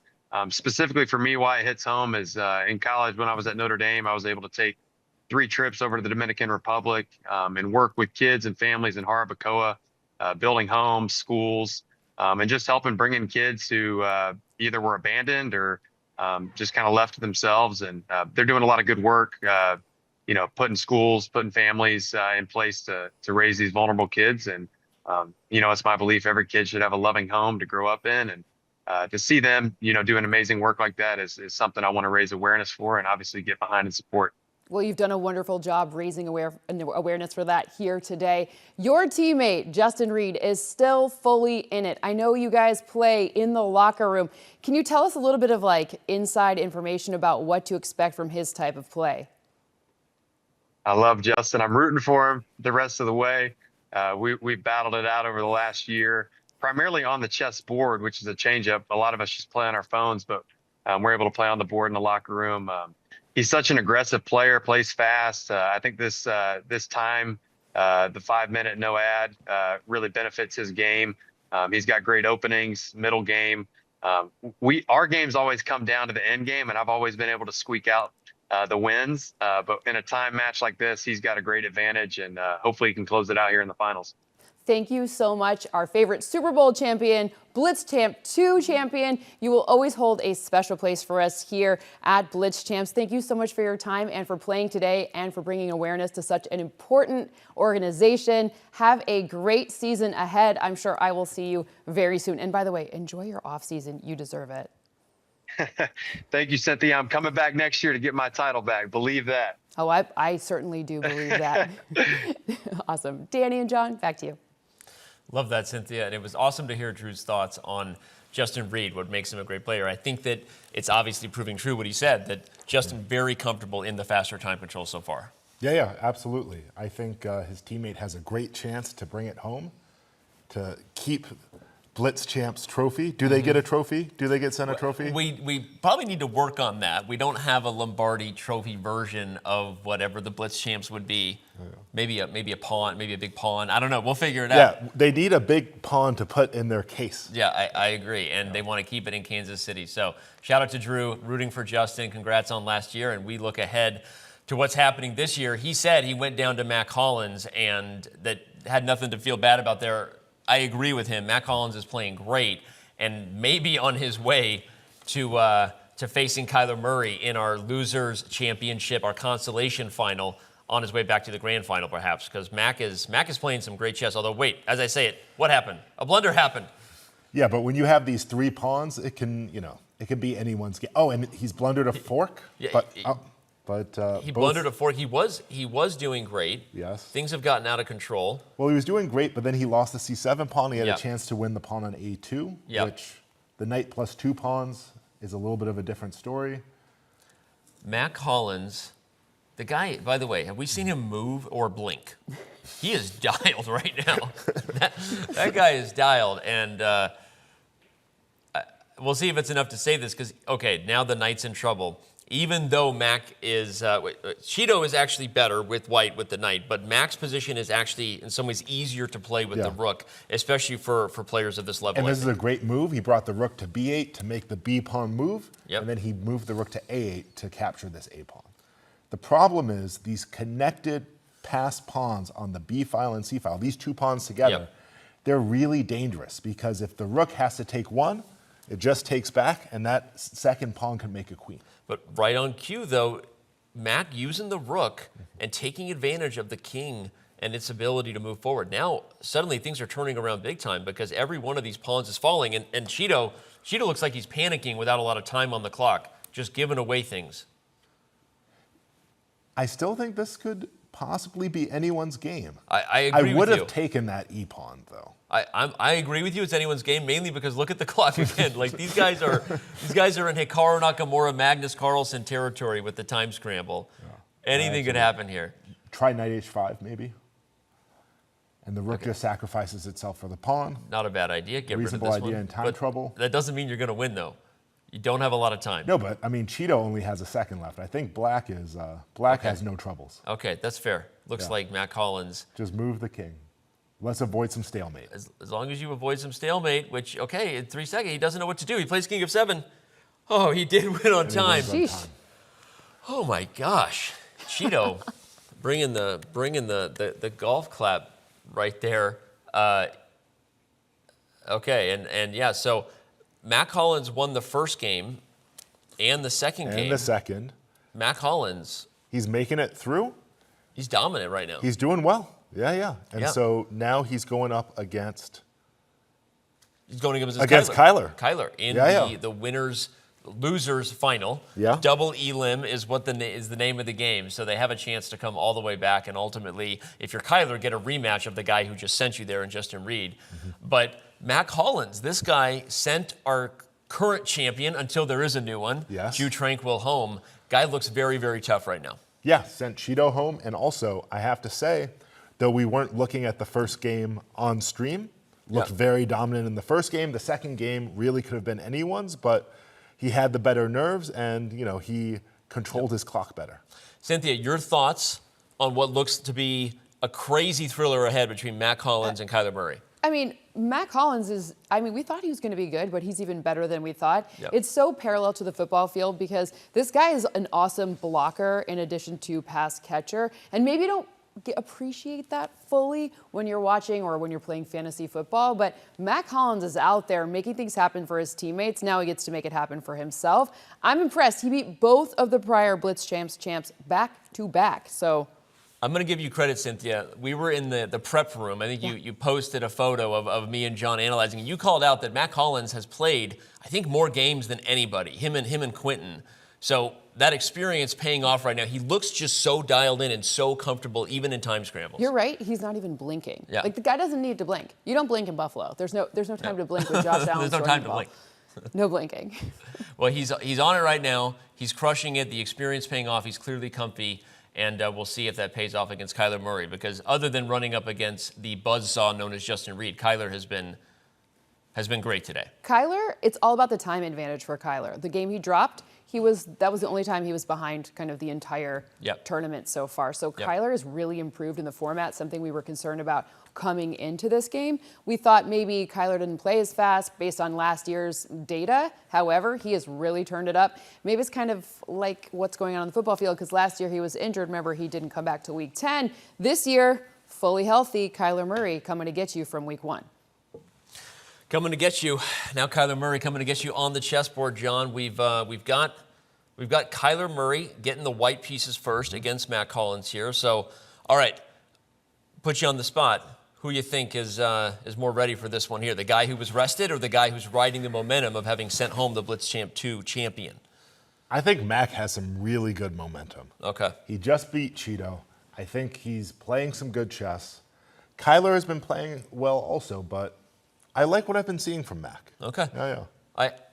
I think in these types of just crazy days, usually momentum is more important than rest, because all Kyler's doing when he's resting is feeling frustrated either about his loss to Justin Reed or just anxious to get back in there. So usually it pays off when you don't have to think. You're kind of in the zone. So I'm also gonna give Mac Hollins the slight nod between these two guys as we're about to get underway. Reminder everybody, this is not our last match. This is our consolation bracket championship final. Sometimes terminology in double elim brackets gets complicated, but the winner of this will play Justin Reed. It will either be a rematch between Kyler Murray and Justin Reed, or Mac Hollins will have made his way all the way back in this bracket to get a chance in the grand final. So, okay. The one thing that's for sure, we're going to have a new champion this year. Hey, nice call, actually. Yeah, it's true. We are officially in new champion territory. Facts. Facts. That's some math right there. That's math. Hey. When you're a doctor, you can give that type of math? analysis. Do you know math good? I think I went to the school of no math good. And so John reminded us there of the absolute mathematical certainty that there will be a new really, really good. that there will be a new winner in this year's BlitzChamps. So will it be Justin Reed keeping the trophy, a new winner, but keeping the trophy in Kansas City? Or will it be one of the two guys who are rapidly making moves? Here we go. We have an Italian, E4, E5, and we have liftoff. Nice. And Kyler's played C3, aiming for a big center, goes D3, defending the E4 pawn. Was that not the same as Kyler's traditional opens, right? Based on what we saw? Actually, this is just the first time he's had a chance to play it. We actually saw him play this a lot. No, but in online. okay, got it. Online, yeah, so he's played it. a lot of this online. He's an E4 player, likes the Italian. At least I think so. He does. Yeah. We saw some Italian. No, Cynthia, you're not wrong. This is the first time we've seen this position. Got it. Because he didn't have anyone play E5 and allow it yet. But this you're right. This is a game that on Chess.com it is the Italian. Yep. Yeah. But in this matchup, nope. He hasn't seen it yet. Now, by the way, we're in 3-minute territory at this point, everybody. This is a faster game from start to finish. This will be the first matchup from the losers bracket that we've really had our eyes on start to finish. So immediately recognize the lower time on the clock. Yeah, absolutely. Danny, over under number of blinks for Mac at 2. I'll set the line pure NFL style at 2.5. 2.5. You got to go over under. Under. And the reason the bar went down was because of moving that E5 pawn one square, attacking that knight, taking advantage of the pin. If white had gone G4, trying to break the pin, you still take on F3 and you win a piece. So this was a missed opportunity to win some serious material. Mac had a great position, still does, with the bishop pinning the knight, highlighting it there as John was pointing out. If this pawn can come up and you can double attack a pin piece, that's a chance. But at this point, he doesn't have any time because Kyler's just taking pawns, man. He took the D6 pawn, took the A7 pawn. He's getting greedy and loving it. He's taking every single pawn he can. Feels like with Kyler, it is like time is directly correlated to how well he's doing. If he's up, even if it's 5 seconds, he's usually in a position to be ahead. It's kind of wild. It's a great call out, Cynthia. And usually the best players in the world are often up on the clock as well. And there's something, I think, to trusting themselves, the intuition sort of taking over. And in fact, there's a yeah, let's see if Kyler finds this really nice devilish move, idea. D6. D6, the idea is hitting the queen and the bishop. The point is, sure, that pawn you can take because it's only defended once, but this, well, we don't need to show the tactic because he did not see it. He lost the piece, so that knight journeyed a little too far from home, and just like that, the tables have turned. Yeah. Oh, man, this is so wild. Yeah, and now this idea comes back. It's coming back pretty soon. This idea of E4 is also something to keep in mind. E4 for Though black. not quite in this position, but maybe you even could. But yeah, you could here. I think the most important thing to highlight too is that Kyler's position is slipping. His position on the clock is also slipping. They're coming hand in hand, and Mac is putting on the heat right now. Mac found a nice fork. By the way, has Mac blinked yet? Who's keeping track of our over? No, he definitely hasn't blinked yet. So okay, Cynthia, you're on it. Okay, I'm on it. I'm on Mac Blink Patrol over here. All right. Okay, I just have to say, you know what Grandmaster Mac is like reminding me of right now? Go for it. Have you ever seen like Niels Grandelius? Just dial.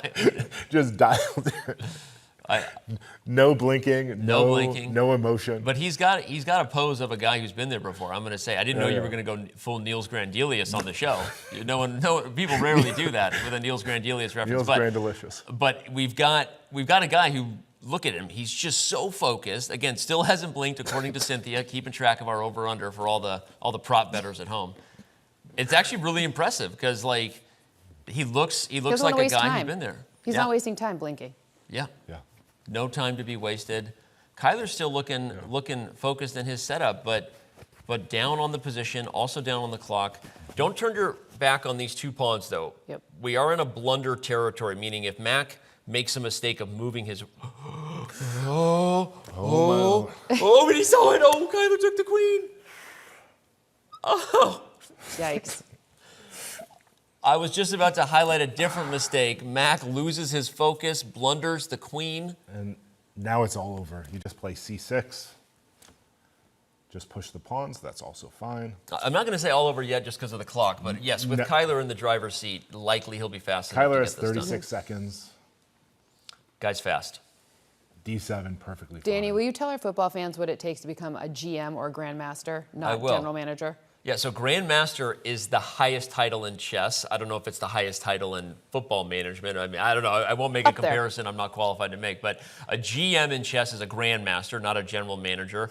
And it's something you can only earn by having a high rating according to the International Chess Federation, as well as having competed in a certain amount of international tournaments. So I'm going to spare you the very complicated details, but it's difficult to get. Much like getting into the NFL, it's very difficult to pull off. And so Mac getting comparisons to looking like a grandmaster, it's quite the compliment. It's a huge compliment.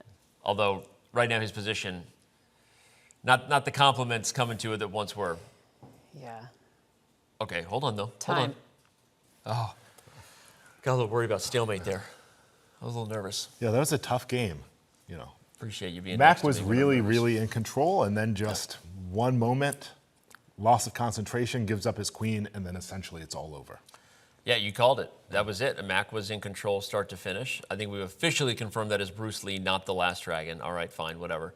But Kyler Murray, probably, if I had to guess what he's doing, it is Bruce Lee. But if I had to guess what Kyler's doing, he's hitting that game review button, analyzing his mistakes right now, trying to see where it went wrong, because he was losing before he came back and won.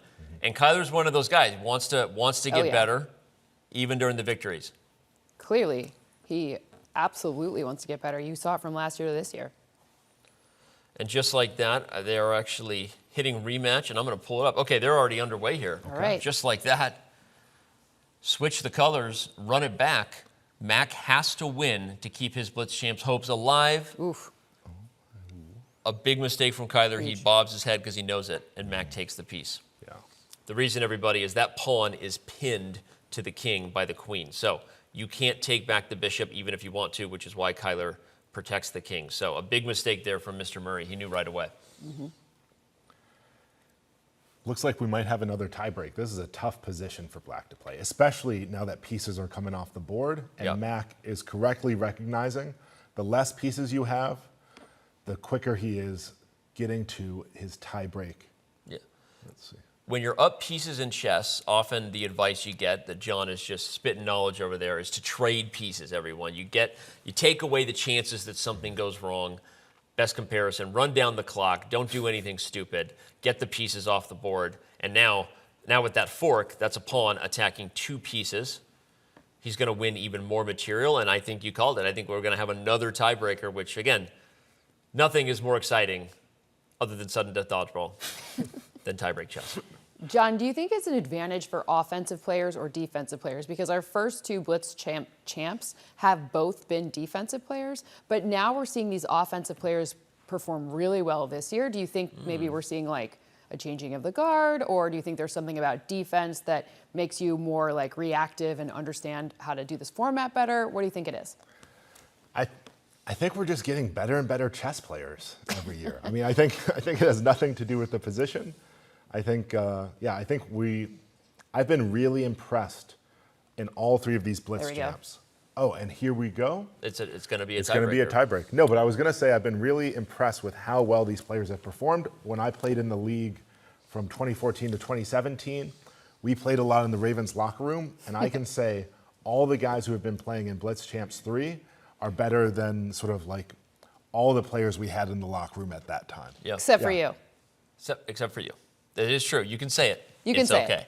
I'll say it for you. Except for me, I'm for John. There's a reason John Urschel is not playing in BlitzChamps, by the way. We talk about it every year. There's a reason he's sitting right here next to me and not playing. Although as the field gets stronger, John, keep hopes alive. I'm ready to play Honestly, next year. at some point, we are getting more chess players in the NFL than ever. I agree with you.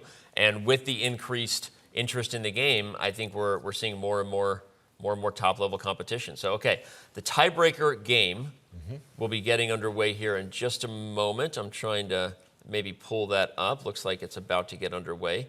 Mac Hollins gets the white pieces, which means he was a little more accurate in those games. They're going to play 3+0 now until we have a winner.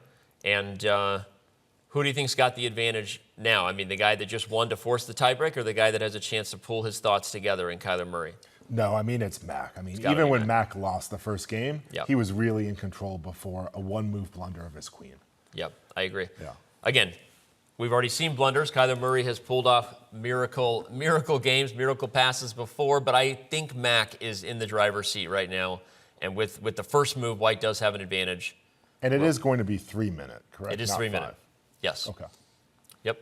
And I think the players are just waiting to get ready here. Cynthia, you with us? I'm here. Mac have an advantage in your eyes too? It seems like it. I mean, he also knew, you saw the recognition when he blundered even before the computer told him. Now that could be maybe Kyler's a little bit more stoic. However, I felt like Mac was like, oh, I shouldn't have done that. So maybe that was an area where he'll correct that going forward.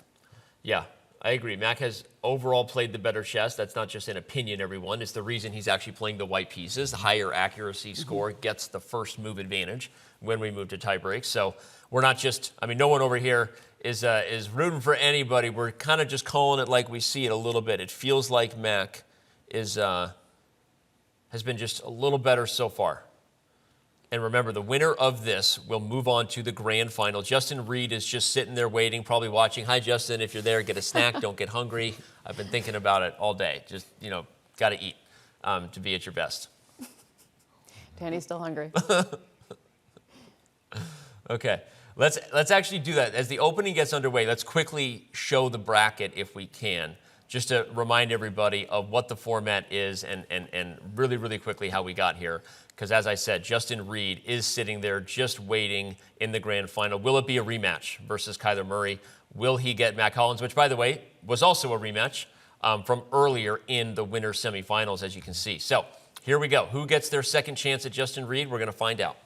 Yeah, we've got another Italian game. Mac loves this little H3 move, safety first. Yeah. In fact, I'm glad you called that. We went over a bunch of Mac's games in prep. Mac played H3 in a lot of positions. He really doesn't like allowing the pin or just really loves his knight. So almost unnecessarily so, but here he does have a good position to show for it. Yeah, absolutely. Although this looks like it could really be anyone's game. I mean, this Italian structure, I think Black also has chances here. I agree. It's double-edged. It's a slow game. There's going to take some time, and there's potential to outplay your opponent. Cynthia, we might have to put an over-under on... Oh, a blink!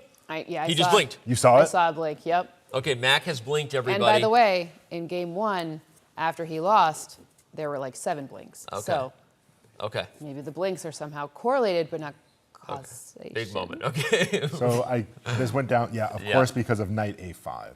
Knight A5 would be an attack of the queen and the bishop. Kyler up 10 seconds, but will he use that advantage to find the best move? Nope, he retreats the knight, doesn't take his opportunity, which not only misses that, but actually loses this pawn because that knight blocked the rook's protection of the center. And look at Mac, he doesn't need another, this guy just taking what he's given. Yeah, absolutely. It's been impressive play. He's got a strong center. His knight on E4 looks really nice. This knight on E5 is probably going to retreat soon after. And I think this is looking really stable, and black has to watch out because if that knight on d5 moves, there could be some pressure on f7. Hey, that was a really polite way of saying there will be some bleep going down on f7. There's going to be more than pressure. If you move the knight, you're going to lose on the spot. And so it's going down for real on f7. So c6 protects the knight. Kyler understands that he needs that knight to stay put. And look at this move, b5. Love this from Kyler. Mm-hmm. Yeah, absolutely. I imagine the bishop's going to retreat. d3 sounds like a reasonable square. And now I'm curious to see how white makes this extra pawn work for him. He's got a good control of the center. The knight on e5 is beautiful. And the rook on e1, I think this is a very nice position. Let's see how he executes. Yeah, although I want to give a shout out to Kyler, who's been maintaining that edge on the clock. Cynthia, you called it, right? When he's up on the clock, it's a sign that he's feeling better. And now there's actually a really good move here. If you can bring the knight into f4, suddenly white's pieces, and he sees it. Okay, he brings that into f4 to attack the bishop. This is about to get very scary for Matt Collins. Yeah, Danny and John, can you tell people why control of the middle matters so much? So control of the middle matters so much, especially when you think about some of these pieces, because for instance, the knight. Yep. Danny drew an octopus, I think, earlier in the broadcast. That knight has 8 squares, especially when it's in the middle. If it's on the edge of the board, it has less squares it can control. Yep. When you have control of the center, you have pieces that can look everywhere on the board. Yep. And right now, okay, both sides, the reason that eval bar is going up and down is because, we have mutual blindness until that move. Neither side is really appreciating what's at stake, but Kyler finds the fork. Again, that is a move that attacks 2 pieces at once. He wins the bishop. And Kyler Murray, up on the clock, up in position, controlling the center. As John said, that's where the pieces are at their best because they have the most options. And about to win more material. And if he takes this knight, he did it. I'm calling the rematch. It's Murray versus Reed. He's zoned. I mean, he's up by 30 seconds. He's up by 30 seconds, and he's crushing it on the board. Kyler Murray. Another there fork. You go. Another fork. They call that a royal fork. It's a forking family problem when a knight attacks a queen and king. Black is winning everything. And, Yeah, there at this you go. point, I'm struggling to count the pieces. I imagine you just snap off this piece on f3, and at this point, you can start gifting pieces back like it's Christmas. Just get rid of that rook however you can. But you got to feel the hype here. Kyler Murray, we all just said he was the underdog. Yeah. We said Matt Collins, sir never blinks a lot. Like, maybe he needs a little more blinking in the future. Just kind of refresh his eyes, Cynthia. I mean, I don't know, though, because the blinking, at least before, matched up with when he wasn't winning. So I guess that's true. I'm not sure. Yeah. But either way, jokes aside, I mean, both these guys have had a great BlitzChamps event. But Kyler Murray, unless something crazy goes wrong here, is going to get a second chance at Justin Reed.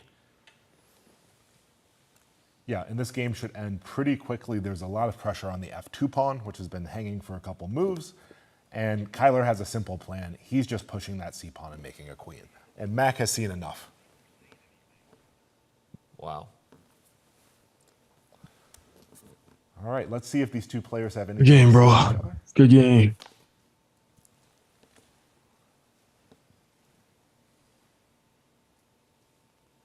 I don't think he heard him. I don't know if Mac heard Kyler or he's just he's locked. Kyler's a man of few words to begin with, so it's not surprising. Kind of, obviously, a frustrating end to what was a great BlitzChamps III for Matt Collins. He really has nothing to hang his head about. His first year in the event almost went all the way, but Kyler Murray with a 2-1 victory. It takes overtime chess to get it done, and he will get his rematch versus Justin Reed, John. Gonna be awesome. It's a grand final. It's a rematch. Yeah, it's gonna be exciting. Justin has been really impressive all day, but Kyler has won when it mattered most in the losers bracket. I think this is a matchup that we can be really excited about. Do you think this comes down to overtime again? Are we getting extra chess? I was going to say, let's not forget, it took overtime for Justin Reed to beat Kyler. So great call, Cynthia. I mean, I wouldn't be surprised if we get it again. Not just overtime. If Kyler can win this first match, we get double. We get double. because this is a double elimination tournament. That's right. So we could still have a lot more chess left. I mean, I think it's great. The Super Bowl, by the way, overtime there too. So clearly Justin Reed knows how to perform in overtime. Just saying. Would be epic. Again, John called it. It actually really is an important thing to clarify for fans because you don't want to go anywhere. If Kyler Murray does get the job done here, that means we get another match because Justin Reed hasn't lost yet. You got to lose twice to go home at BlitzChamps 3 because it's double elimination. It's been double the fun all day. Unfortunately for Mac, his day comes to an end, but ours still has plenty of action ahead. Don't go anywhere. More from the NFL Film Studios here and BlitzChamps 3 when we return.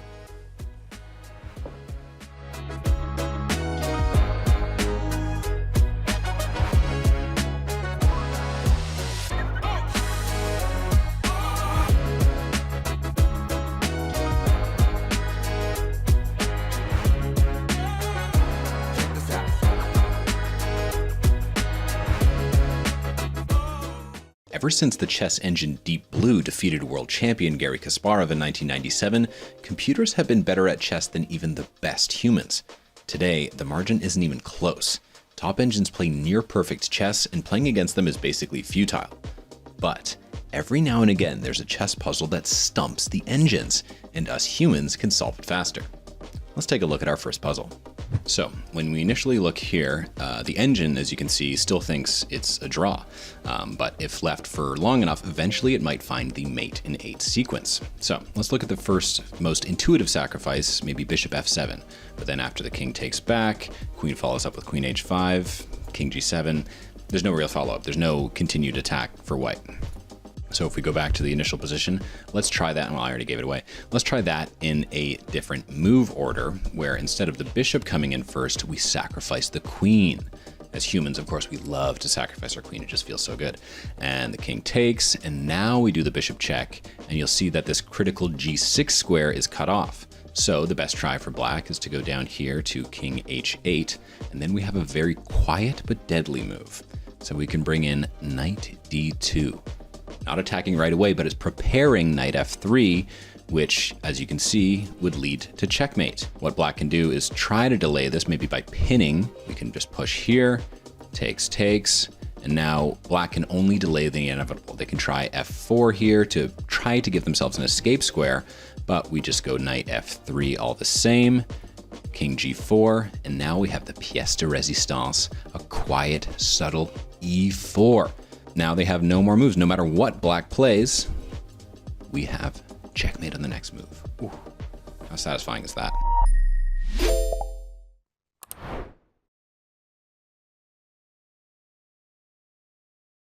This May, explore the galaxy, meet new and interesting species, and bring them liberty, freedom, and our way of life, one chess game at a time. Enlist now at Chess.com. Looking for some cool merch or a gift for that person who loves chess?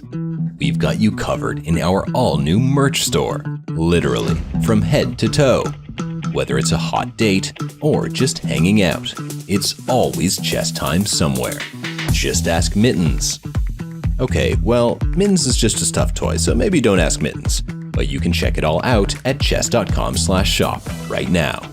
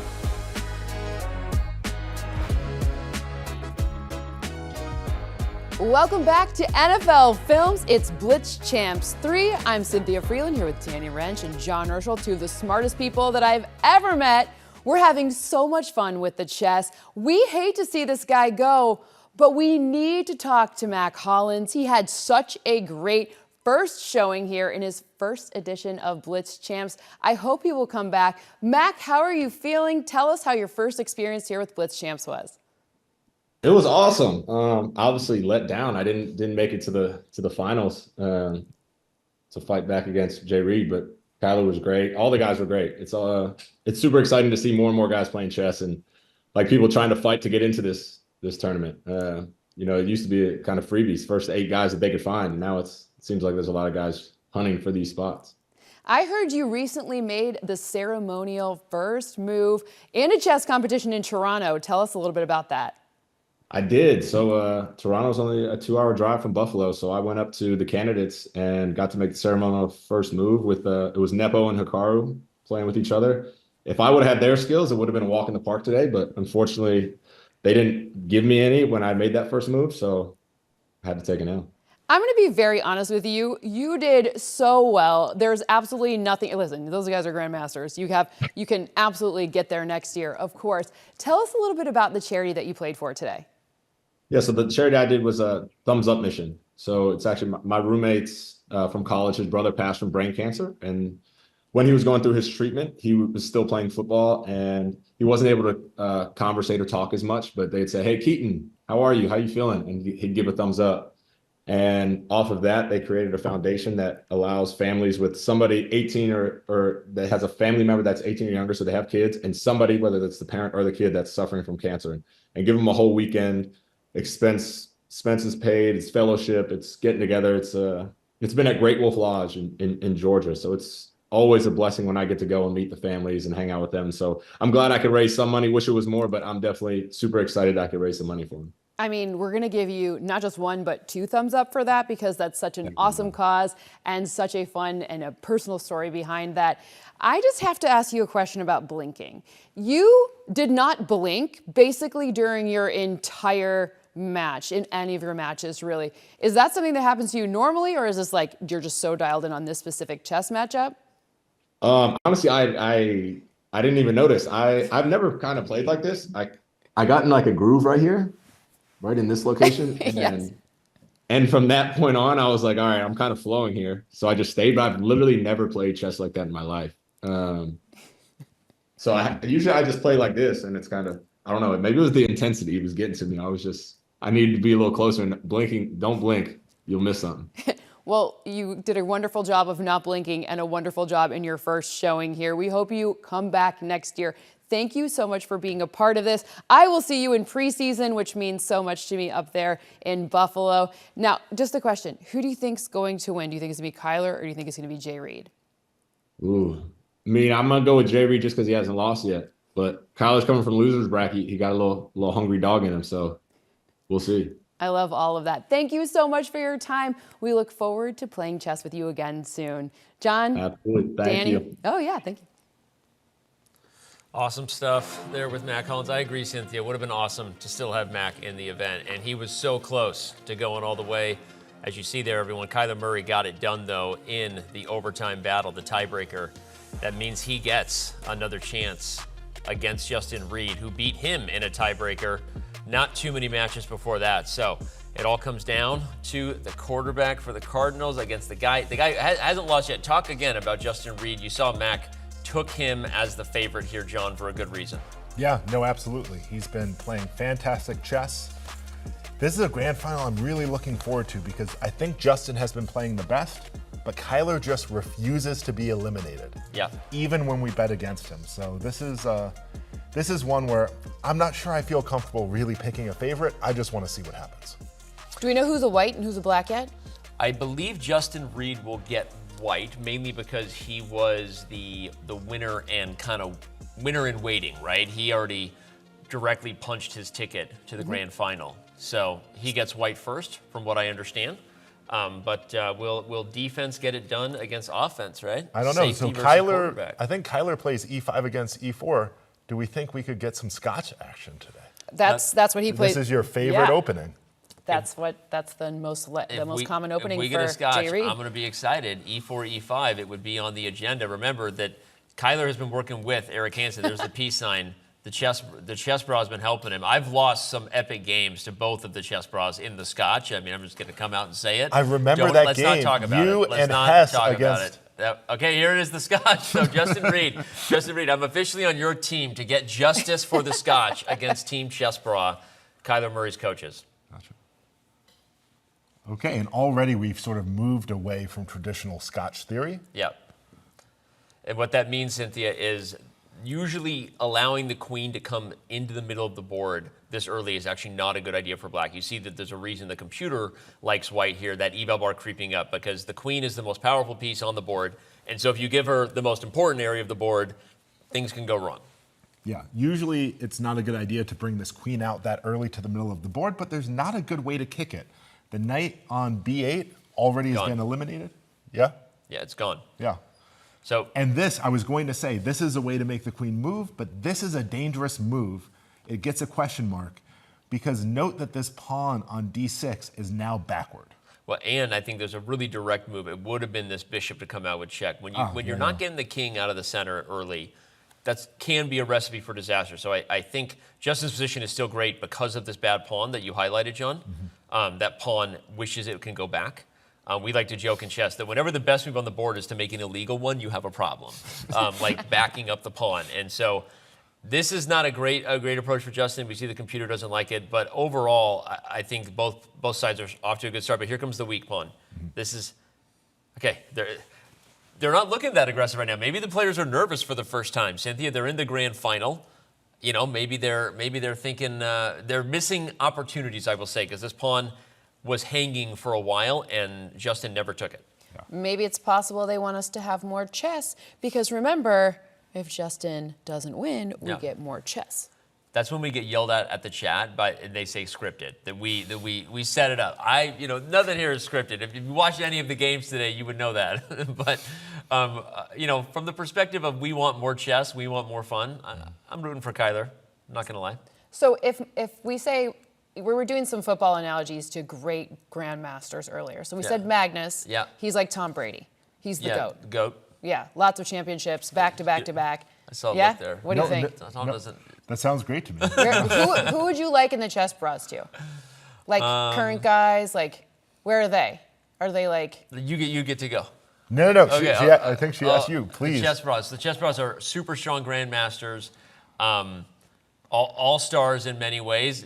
Debatable if they're Hall of Fame or not in terms of their chess level. Okay. Not quite, I would say. Okay. Hall of Fame in terms of their coaching. Kyler Murray doing great. Yeah. Are they like Matt Ryan?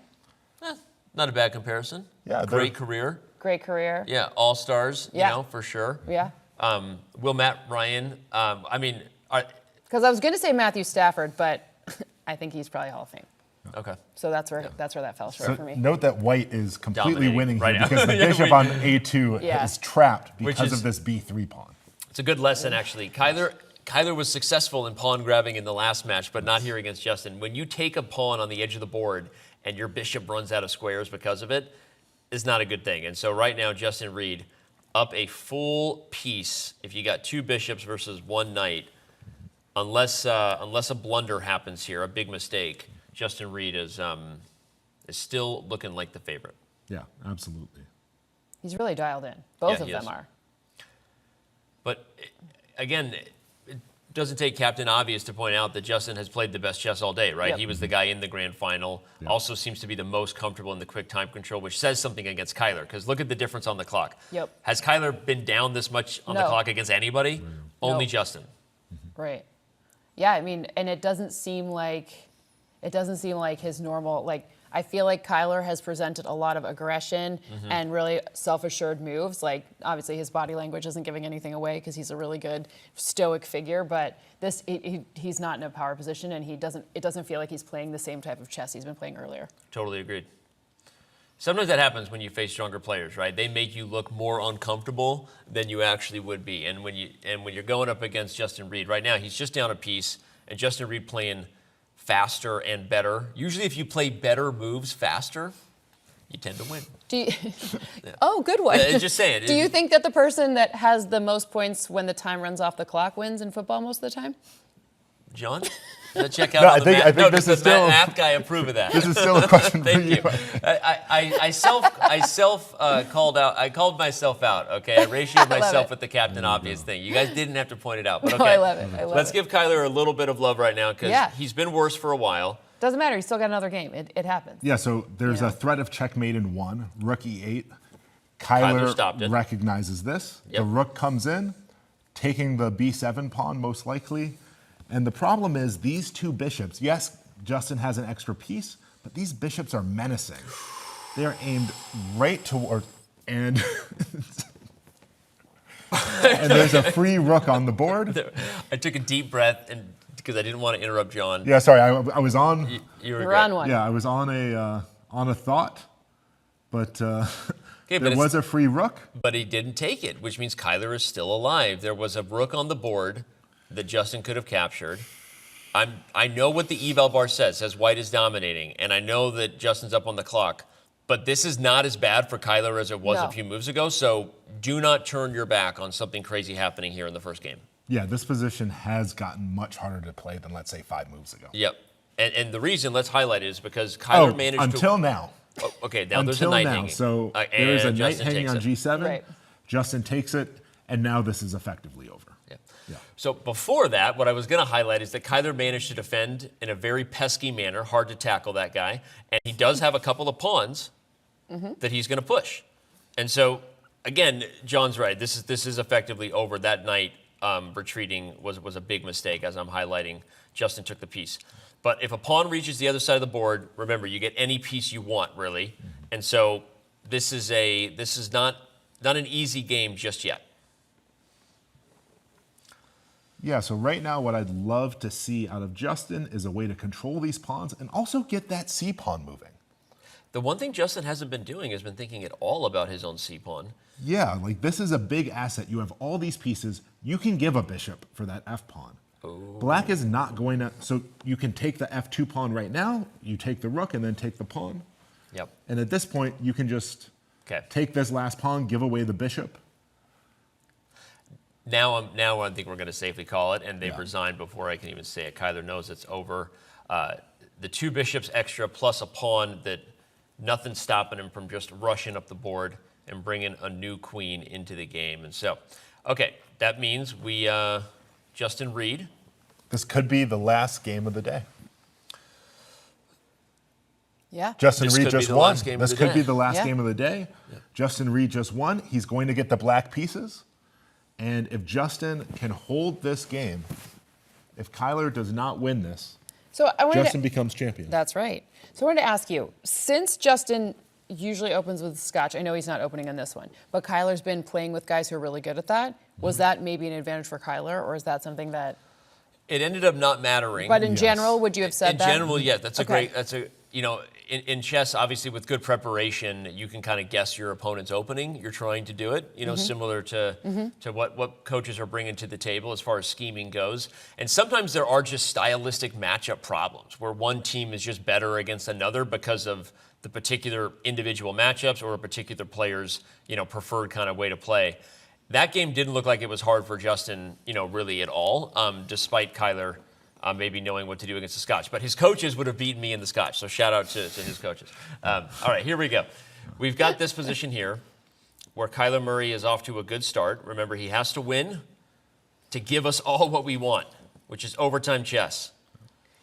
Yeah, and Danny, did you know that Kyler was also drafted in baseball? I did know that. Yeah, it's pretty cool. Pretty versatile dude. I mean, yeah, he's more than, I don't know what kind of threat athlete he is. Would you say he's like a, I think he's a queen, probably a really powerful piece, can go anywhere he wants. and this was a really teachable. Okay, I don't. I Wanna, Yeah, no, agree, do it. but This I is a wanted teachable I was going to moment. put Let's see John your on the teachable spot and moment. say, if Because- chess is a sport, what kind of athlete is Kyler? A 5-way sport? Okay, Yeah, but yeah. go well, ahead. no, Go. there was What's a the really teachable moment. So Go for it. Black, played this D5 move with the white pawn still on E4 without having his king castled. Yes. Allowing the position to really open itself up without having king safety, and that was a chance for Kyler to really get back in the game and take advantage and maybe move this to to a tiebreak game. Yep. And it was right here, just to highlight John's point. Kyler could have taken, instead he pushed. That was a big mistake. You see the computer didn't like it. He could have taken, instead he pushed, and now this is going to be a much harder position. Okay, there is a big threat on the board. So for the record, if Kyler gets queen takes f7, we're going to tie breaks, everybody. But I think Justin's going to see it. We'll see. I mean, Justin can just castle, yeah. Justin can just castle and defend, but again, he's got to do it. And Cynthia, it was not a bad comparison in terms of Kyler's skill set. It's pretty hard to compare an athlete like that. And if you and I think chess is a sport, I'm not sure where John sits on that. As far as chess I know where John sits on it. I'm a little skeptical. Yeah. Then if Kyler becomes a great chess player, add it to his resume. Like a 10-tool athlete. 10-tool athlete. Yep. Well, okay, so, by the way, shout out to Justin, because castles was the easy way to defend it. Yep. He played the even better move, which was taking this pawn, unleashes the queen's defense. That is a grandmaster move. I'm just going to say, like, that was... That's a good... The easy move is this. He took his time and found the best move, which is dangerous, but it actually works, and now he won a pawn to go with it. So Justin Reed, this dude... And he didn't mess up too much of the clock. Like, he was a little bit behind, but not significantly, and he didn't lose too much time on the clock with that one either. Saw it quick. Good call out. He's still up on the clock, the only person who's really been able to be up on the clock against Kyler all day. And now Kyler gets a little desperate there, John. Takes f7. And Justin's up a piece, and this is not looking good for Kyler. Yeah. Kyler took on f7. There was an idea there, and I'm just going to quickly show it. If the knight had taken, Kyler wins the queen. And maybe that's what he saw. Maybe he actually didn't see what Justin did, which is the queen was the key defender, not the knight. So Kyler took here. Justin finds the best move, and just like that, Kyler is now just down a piece, and again, down fighting for his life here to keep his BlitzChamps championship hopes alive. I still think both of these guys are playing really high-level chess, and no matter who wins, this is incredible play. Yeah. I was here with you last year. This is wonderful. Agreed. The whole tournament has been great. These guys have all gotten better. Kyler Murray might be, I don't know if we have a most improved player award. 100%. But he for sure is. All right, well, it's going to take a mistake for Kyler to get back in it. I like that he's playing fast, though. John, he defends the pawn, and I want to point out, this is a blunderable position still, because things are they're kind of tenuous. Everyone's got to defend each other just right, and if Kyler can play fast, Justin has to unwind the pieces. You got to get a knight to safety before you can move this guy. Although I might like some pressure on this f2 pawn at some point. Maybe, prophylactic moves like king h8. I don't like seeing this bishop on the same diagonal as the queen and the king. These are the sorts of moves I'm thinking about, although the bishop just moves from this long diagonal. Yeah, the knight did kind of sneak its way to a better square to attack the queen. Kind of got away with one a little bit, but okay, I'm gonna not get too advanced in the lines here and just say that at this point, if Justin can hold on to his extra pieces in the center, we see he is holding on to about a 20-second time advantage, almost the whole game. We could have a Justin Reed BlitzChamps champion, which again, Cynthia, that would mean the trophy stays in Kansas City. Stays in Kansas City, stays on defense. Stays on defense. I think there's got to be something to this. We've never had now we're really calling out the old lineman here. We've never had an offensive player win BlitzChamps. There must be something to it. There might be. There must be. Yeah. Hey, I mean, we love when we take a really tiny sample size and extrapolate it. This is my favorite thing in the world. Yes. Cynthia, what does the data say on that? It says that we need to have a lot more BlitzChamps so that we can get a relevant sample size so we can actually figure this out. I agree with that wholeheartedly. And hold on, we shouldn't count out the offensive players just yet. Here we go. Yeah, the dangerous thing here is that, well, you did take with this knight, but the knight is pinned because there's a queen behind it that the rook is staring at. And so Kyler gets back his piece, and it gets worse. No. You win back the piece, and as John just pointed out, this knight is pinned. A pin in chess is you can't move a piece without losing a greater piece. And so in this situation, all Kyler has to do is gang up. They call it, you gang up on the pinned piece. You just keep attacking it, because if it moves, you win stuff. Oh my God, Justin Reed. The dude just like... That was... Yeah, but that was a great move. It was. He unpinned the knight. Wow. Like, this guy just solved all of his problems in one move. He's threatening to win the bishop now that the knight is unpinned. I'm just like so impressed with Justin Reed's chess today. No, he's great. Yeah. He wins the bishop, by the way. Dude's next level. He's playing 5D chess right now, and now he's going to win Kyler's queen. OMGs or snaps. Give him the trophy. Yeah. Justin Reed. And at this point, you could just take the rook. Yep. I mean, that's the easy win, but Justin wants to hold on to his material. Why didn't that count as a brilliant play? So With I the- don't know with if we the saw a brilliant move. I think that's just we're explaining what it means. No, Yeah. but when he made that one across there, see on the bottom down, there's no brilliant plays. I'm just saying. Well, Yeah. it was a very good move. It was a very good move, but not a so a brilliant move. Again, this is a system we've worked on over the years, and it is sometimes a little bit nebulous. I'm giving it to You can, and exclamation honestly, sometimes you could argue it is subjective anyway. So you course. can give Yeah. your own symbol, but usually we define a brilliant move as sort of unexpected and often like a sacrifice almost. Like I you're see. giving up I see. something that wasn't Got it. wasn't so easy. Wasn't so obvious to the eye at first, and so Got it. again, that is obviously a subjective definition that we've come up with, but it is fun when you see it. Of course. I mean, even in football, right? I mean, like a pass to an open receiver in the end zone is worth the same points as a one-handed pedaling backward, 2 fingers on the Yeah. football grab, right? Oh, yeah, Kyler's there's nothing wrong with blundered another piece. Yeah. And he's 30 seconds behind. Yeah. And now a rook is about to fall because I don't Well, think all Justin. the pieces are falling. Justin now, just doesn't miss with the things like bishop that. on b5. But the reality is if he plays next year, his trajectory, if he keeps learning and doing the things that Yep. he's been doing, Yep. I mean, Kyler could come in the favorite. I couldn't agree more. But let's give a And that's shout out it. to the guy who wins BlitzChamps 3. Out of my chest right now. That was intense. Sloppy, bro. Sloppy. Oh my gosh. Oof. Wow. Wow. Hey, bro, you're a good player, bro. That's crazy. And then you took down Mac. Mac was good. Mac took down Chidobe. Chidobe is really good. You took down Drue. Drue be Nah, getting me. Quentin beat Drue and I beat Quentin. Oh yeah. Oh, that was nuts, bro. Congrats, bro. Congrats. Appreciate you, Brody. Hey guys, before you leave, if you guys have a few minutes, we'd love to do an interview with both of you. Hey, Simon, I gotta go actually. Well, it sounds like Kyler might have to go, actually. Well, I think Cynthia called it that if he stays on this trajectory, Kyler Murray's probably winning a BlitzChamps at some point in his illustrious chess career. But you see why that guy doesn't like losing. No, he Yeah. doesn't. He barely lost. Like going into NFL football, he had almost no losses, Yep. like his entire career. So, Yep. I mean, he handled it really well, but he's not he doesn't have a lot of experience with losing. Yep. You know? And doesn't like to talk when he loses. But Justin Reed there, humble in victory though, complimentary of Kyler Murray's performance. And I think he kind of knew though. I think Justin Reed knew he was the guy to beat here. Yeah, absolutely. I mean, he was just impressive throughout.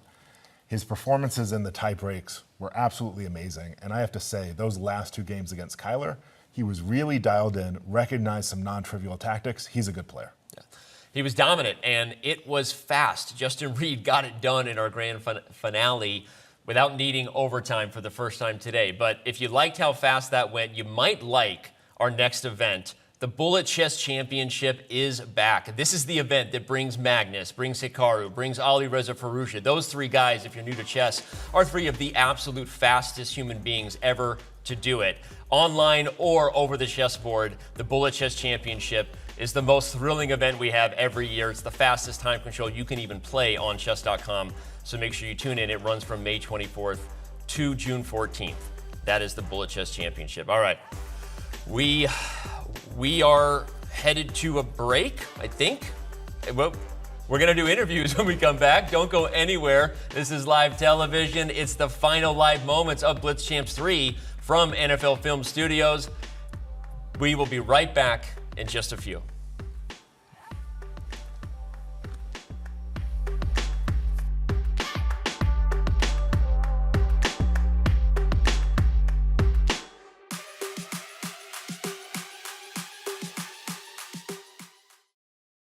Ever regret walking away from the Classical World Championship?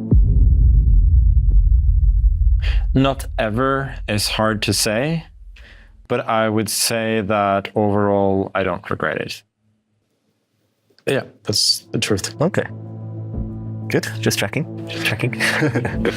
Regardless of who wins the candidates tournament coming up, do you think Ding will successfully defend his title? No. He's telling the truth. Okay, controversial. Magnus, do you ever regret making 2900 a public target? No. It's the truth, but it's a very sensitive question for him. Okay, touched a nerve. Magnus, do you feel you've peaked as a chess player? Yes. That's the truth. Okay. Magnus, do you fear the effects of AI in chess? No. So it is a lie. Ooh. Okay. Do you think you could beat Hikaru Nakamura in a chess boxing match? Yeah. That's a lie. Wow. Do you think you could beat Levi Rosman and Danny Wrench in a blindfold simul? I don't care. I don't know what the rest of the question is, but I don't care. He does care. He's annoyed by that.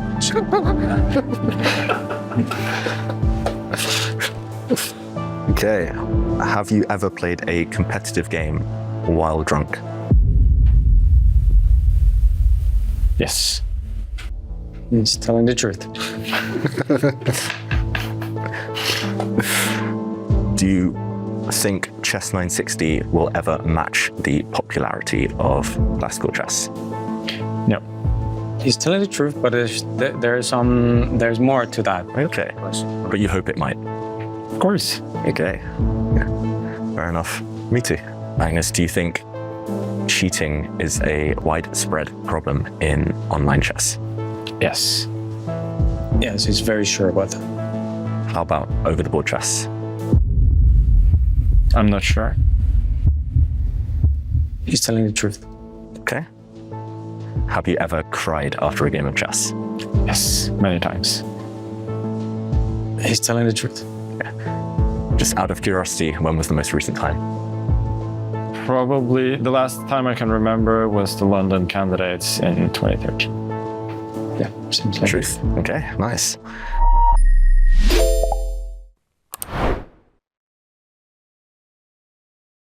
Looking for new ways to enjoy chess? Check out our schedule of Chess.com community events today.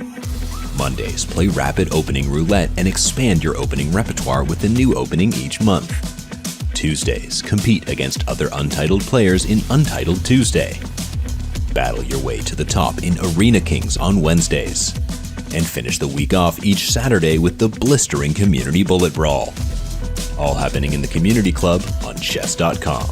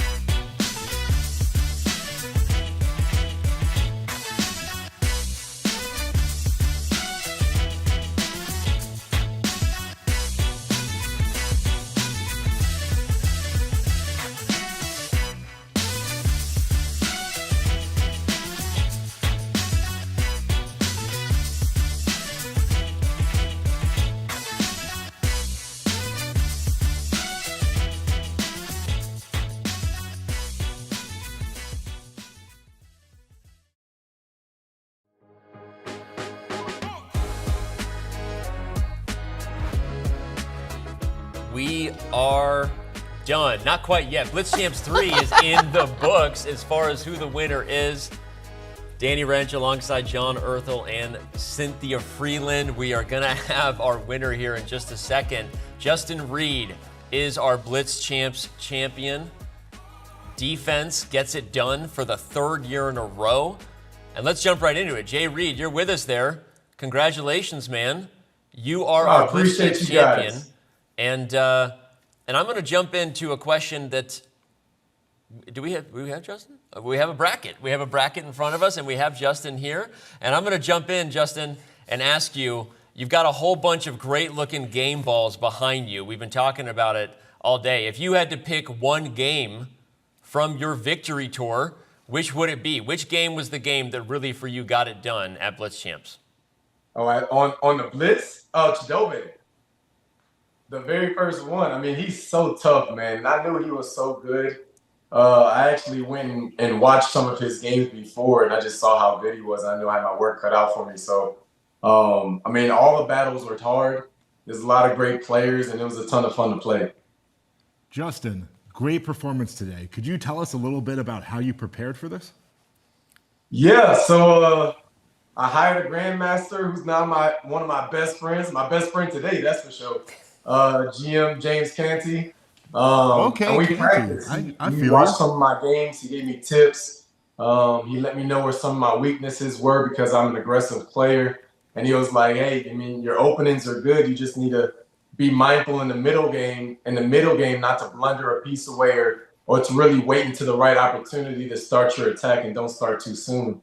And he taught me some patience there, and it paid off for me. Well, it obviously paid off because on your way to the last game, you had to go into extra innings. We had to see extra chess. How did the 3 minutes compare to the 5 minutes for you? Oh, the 3 minutes is just so much quicker. You know, the very first game I played the 3 minute, I kind of forgot that the time was shorter, and then I had to rush and make a couple of extra moves, and then you add in, you know, some of the pressure of, you know, you playing in a tournament. But it's such a fun game to play, and it's so fast paced, and it challenges you mentally and your patience in just every facet. So it was a lot of fun. You know, Justin, we talked about the fact that winning so many matches in overtime, the fact that it needed tie breaks to get it done multiple times might pay off, that you had really sort of paid your dues and were playing great chess by the end.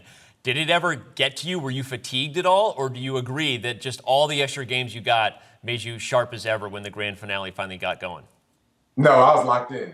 I was definitely locked in. And it definitely, the extra games definitely helped because in those breaks that I had, I went back and watched the games. I did the game reviews to see where I went wrong or what could have been a better move. And I used some of those things when I played again. That's right. All right. So what's next? You think you and Canty are going to keep working together? You're going to work on some chess some more? What's next? Yeah, absolutely. I mean, like I'm a competitive guy. I love seeking improvement. It's not always about winning, you know, but this is awesome. But I just love getting better. So I'll continue to challenge myself and see if I can drive my rating up a little bit higher and be excited to defend my crown next year. Well, in defending your crown, you obviously did a bunch of good work for your charity. Can you tell us a little bit about J. Reed Indeed? Yeah, J. Reed Indeed is my foundation. We focus on tech, specifically computer science, also nutrition and athletics, and we try and eliminate the barrier because technology is inherently expensive. We try and remove that obstacle and give kids access and exposure into the computer science field and teach them some life skills along the way too, like managing a budget, how to use Excel. The whole Microsoft Office is one of our partners, the whole Microsoft Office Studio, and try and give them some real skills that will translate into their career field and hopefully allow them to be a productive, contributing member of society. It's epic, man. $30,000 for J. Reed Indeed. Not bad for that. I got to come back, though, because when we were talking to Drue Tranquill, he didn't defend his title, but now the title is going to stay in Kansas City because you got it done. But he said when you guys play in the locker room that it often comes down to the end game and that he tends to edge you out and beat you. Like, this is your chance. You have the microphone and he doesn't. Is that true? Does Drue usually get the best of you when you guys are throwing down? Unfortunately, that is true. I'm actually really glad that I didn't play him because there's just something, he just knows the way that I play. And in our games, I'll typically start off aggressive and I'll win a piece. And then he's just so patient that in the end game, he finds a way to edge me out. So hopefully this training with my new friend, James, is going to help me with some of those battles in the locker room going forward. Gotcha. So we were lucky to have both of y'all today. Do any other Chiefs like to play chess in the locker room? Yeah, couple of guys. Joe plays a little chess. He's pretty good. We got a couple of coaches that play. Another guy who's pretty decent and is getting better consistently is some of the rookies in our locker room. But it's fun. I love that. So the last time I saw you, you were on a field. There was a bunch of confetti. Things were great. You will also open up the season against the Ravens in just over 100 days. Obviously enjoyed the time off, but tell us what you're looking forward to this next season. Well, I'm looking forward to the challenge. I mean, true competitors love a challenge no matter what it is. So the table is set. We got a really tough first 2 weeks with the Ravens and then the Cincinnati Bengals. And we're going to have a big target on our back, and that's exactly the way that we want it. We're going to get everybody's best shot, and we know we're going to have to bring our A game week in and week out, and we're up for the challenge to try and three-peat. It's awesome stuff, Justin. Best of luck in the season. You brought your A game today. You are a Blitz champion, Blitz chess champion. Championship season, baby. Championship season, and you get to bring the trophy there to the Kansas City locker room and bragging rights, I guess, with Drue while you work on the end game. So, all right, man, congratulations. You played phenomenal chess today. We can't wait to see you next year, and enjoy the victory. Appreciate you. Thanks, guys. All right. That was our winner. That was awesome. You can tell how much he loves chess. I love that you dialed in on his lessons with Canty. Yeah. Asked him what's next. The coaching there. Shout out to James Canty, right? He got the job done. Awesome. What's his new nickname? Reed? No, Canty's. Didn't he have a nickname? GM Canty. Just Canty. Just Canty? Okay. Yeah. All right. He's like Sting. He only Listen, needs one. He only needs one word. I love all these chess Well, nicknames. I think this is the time we should tell the world about your chess nickname. No, okay, we'll save that for later. But Justin Reed, there you see it. He wins in 2-0 fashion. It was a knockout. Wow, that guy played phenomenal chess today. He had us in awe. And again, making Kansas City proud. As if they need more victories. Who doesn't want more to celebrate? More confetti, more. Now you've promised them a trophy. Just so you know, we didn't actually have a trophy, but you've promised them a trophy, so now a trophy has to go. We got to make a trophy. In fact, I think that's going to be great because whoever is the reigning champion will maybe keep that trophy in their NFL locker room. It will pass it around. You would like that. Yeah, fantastic idea. Put it right next to the Lombardi. I'm not saying that winning a Blitz chess champion trophy is comparable to the Lombardi. But you're not saying I'm not saying it. Right. It's great. It belongs there. And they also, they did great work today. Let's remind everybody of the charities. We talked about the $30,000 that was taken home by Justin Reed for J. Reed Indeed. Kyler Murray got $20K for the Boys and Girls Clubs of Greater Scottsdale. Mac Hollins, $15K for his charity. Chidobe, their $10K. Not bad. Even just great. It's great. Everyone's a winner. We all had fun. I mean, obviously Justin Reed is the most winner, but the rest of us all won too. Win, win, win. All the way around. Everybody. And of course, shout out to Larry there. Larry, next year, man, we're working on this. We are. We're going to jump in the coaching arena. It's going to happen. All right. Well, congratulations to all the guys. And of course, big thanks to every single one of them for playing and the money they take home for their charity. John, this is our third year of BlitzChamps. Your final thoughts here on where we've come here and how the event went. Yeah, it was a really strong field, and I was impressed with what a lot of the newcomers did. I think it's just getting stronger and stronger. Yeah. We say football is family, and we get a chance here to be in the NFL Film Studio, which is a shrine to football. You cannot be a football fan and not love this building. It was so great to be here together with 8 guys playing for so much fun in their offseason, taking their time away from their families and other things they could be doing to show how much they love chess and how much fun they have. Being in person with you guys has been fun. Annoying John specifically has been just absolutely incredible. The man literally is writing algorithms out by hand in breakfast tables every morning. It's happening. Am I lying?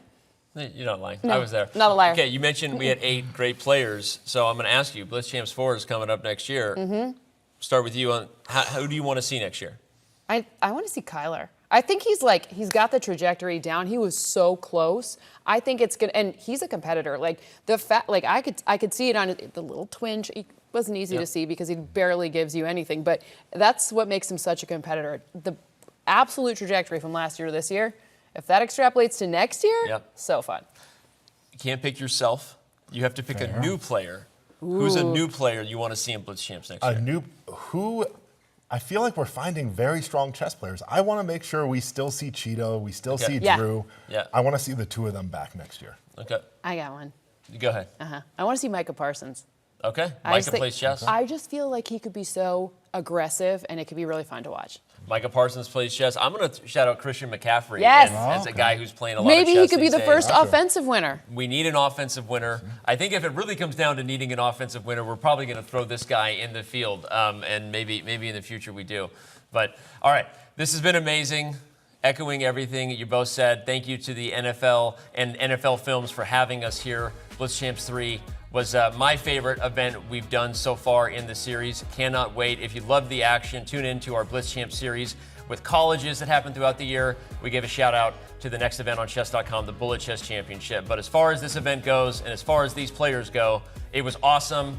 Thank you for being here. BlitzChamps will be back next year. This is a wrap from Chess.com and our crew, and we will see you next time on Chess.com TV.